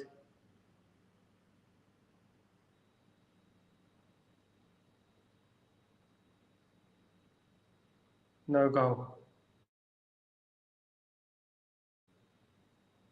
It's been disallowed. He's offside. Lifeline for Czech Republic. An arm, an inch of an arm offside. Make it out what you will. It's offside, isn't it?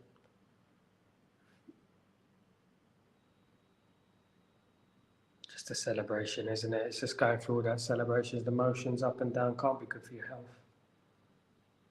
Football, stressful as it is. You know, you're jumping up and down, celebrating. I remember World Cup '98 when we thought Campbell scored to win the game against Argentina, and then the goal ends up getting disallowed. And you're like, oh my God, Shearer, his elbow, and harsh.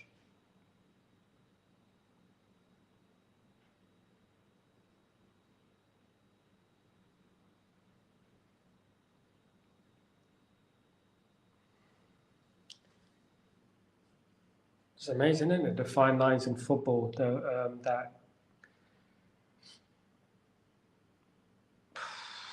look at that. Oof. Well, it's offside, isn't it? It's a good header, though. But it would have counted, you know. This is the thing. I wonder how the history of football would have been if VAR existed all those years ago.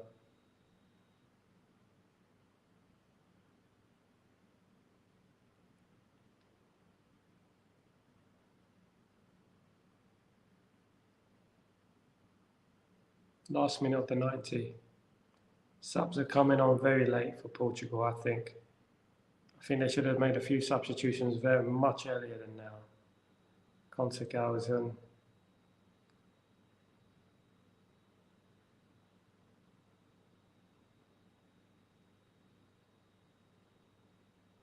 See how many minutes the referee's going to add on. It'll be a couple of minutes for the offside, probably.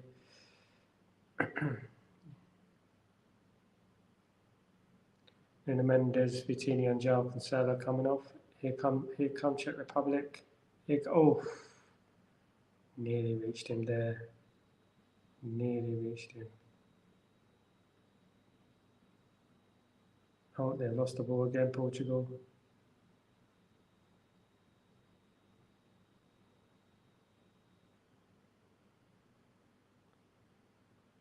Czech look like they want to win the game.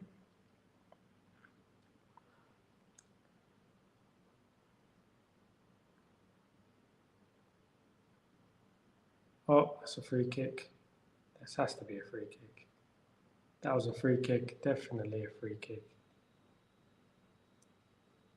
4 minutes added on.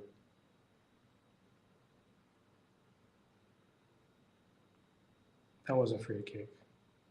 Look at that. Took him out.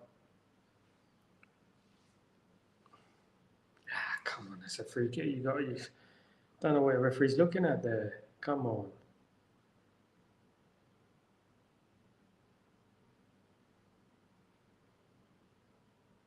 Type of Portugal going go and score from here.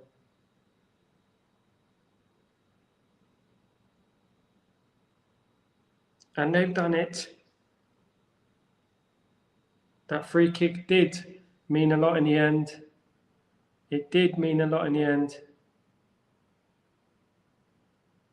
Portugal have scored and won the game in the dying minutes. It was a definite free kick on the other side of the pitch. I don't know if they don't do VAR for that. But that was a free kick to Czech Republic on the other side of the pitch. Czech Republic would be devastated. I'd be fuming if I was Czech.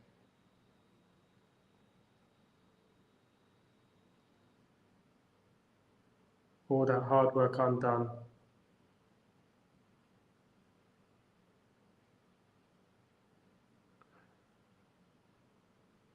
It's poor defending really from the Czech Republic there. 2 goals they should really not have conceded. Keeper slips.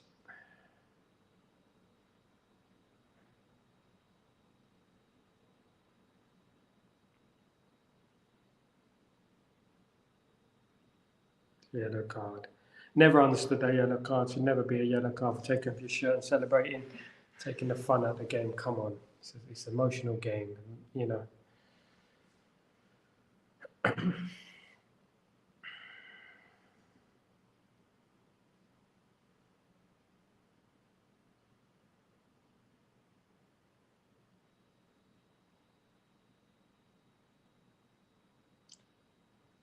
So Czech will go for it now. They've got to try and do what they haven't done for the majority of the game, which is attack. Can they get an equaliser? The way Portugal look, I wouldn't be very worried. Oh, here comes Czech again. No, don't. There he goes. Oh, he's in. Oh, he got to do better there. He's got to do better there. He had more time than he thought. Was it offside? Yeah, he was offside. He was offside. Guys, don't forget to smash a like and subscribe to my channel. Every little bit helps. Thank you so much for everyone who's tuned in today.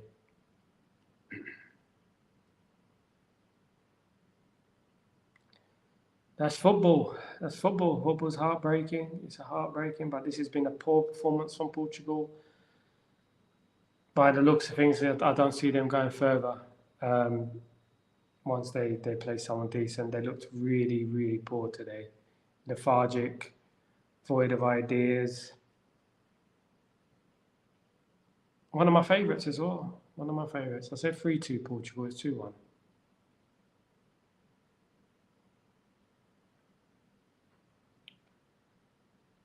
Played a little bit like England, to be honest with you. Dare I say it? A little bit.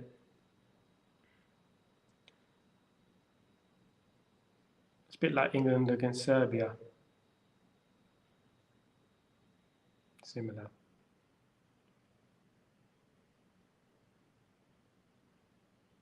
You got a feel for the Czechs. Done so well up until the 91st minute. They had a warning with the goal, which was disallowed from Portugal. Yeah, it's sad,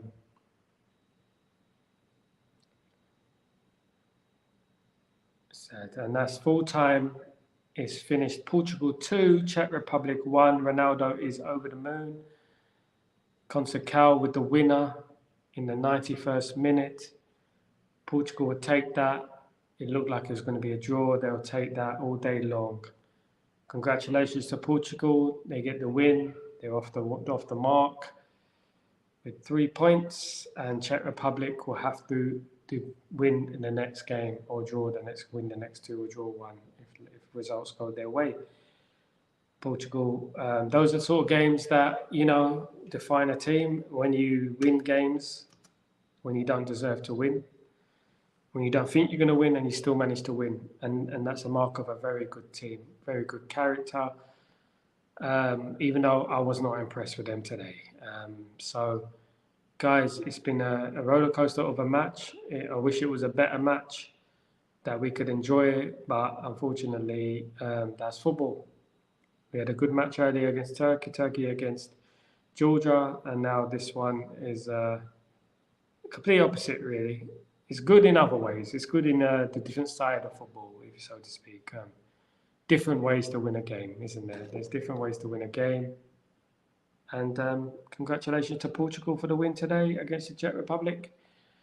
I shall see you guys tomorrow with Scotland against Switzerland. I'll be doing a live watch along for that game. So there's the league table: Turkey, Portugal, Czech Republic, and Georgia. The next game is Georgia against Czech Republic and Turkey, Portugal. So it's a tough one. It's a tough one for Turkey. Could Georgia with Czech Republic as well? You wouldn't write off Georgia. They look quite good today. Turkey against Portugal, you wouldn't write off Turkey as well, because I wasn't impressed with Portugal today. And Turkey have some match changes in their team. They have some very, very, very good players. So, guys, I'm going to call it a night. It is nearly 1 o'clock in the morning. I believe it is 1 o'clock, or nearly 1 o'clock in the morning where I am. So, guys, please smash a like on the video and subscribe, and please share it to all the networks you can. And let's get this message out there. Let's build together. Let's do this together. Let's unite, and let's do something that is productive and positive. Yeah. So, guys, all the best. You have a fantastic night, and I shall see you tomorrow, same place, same time. All the best. Cheers.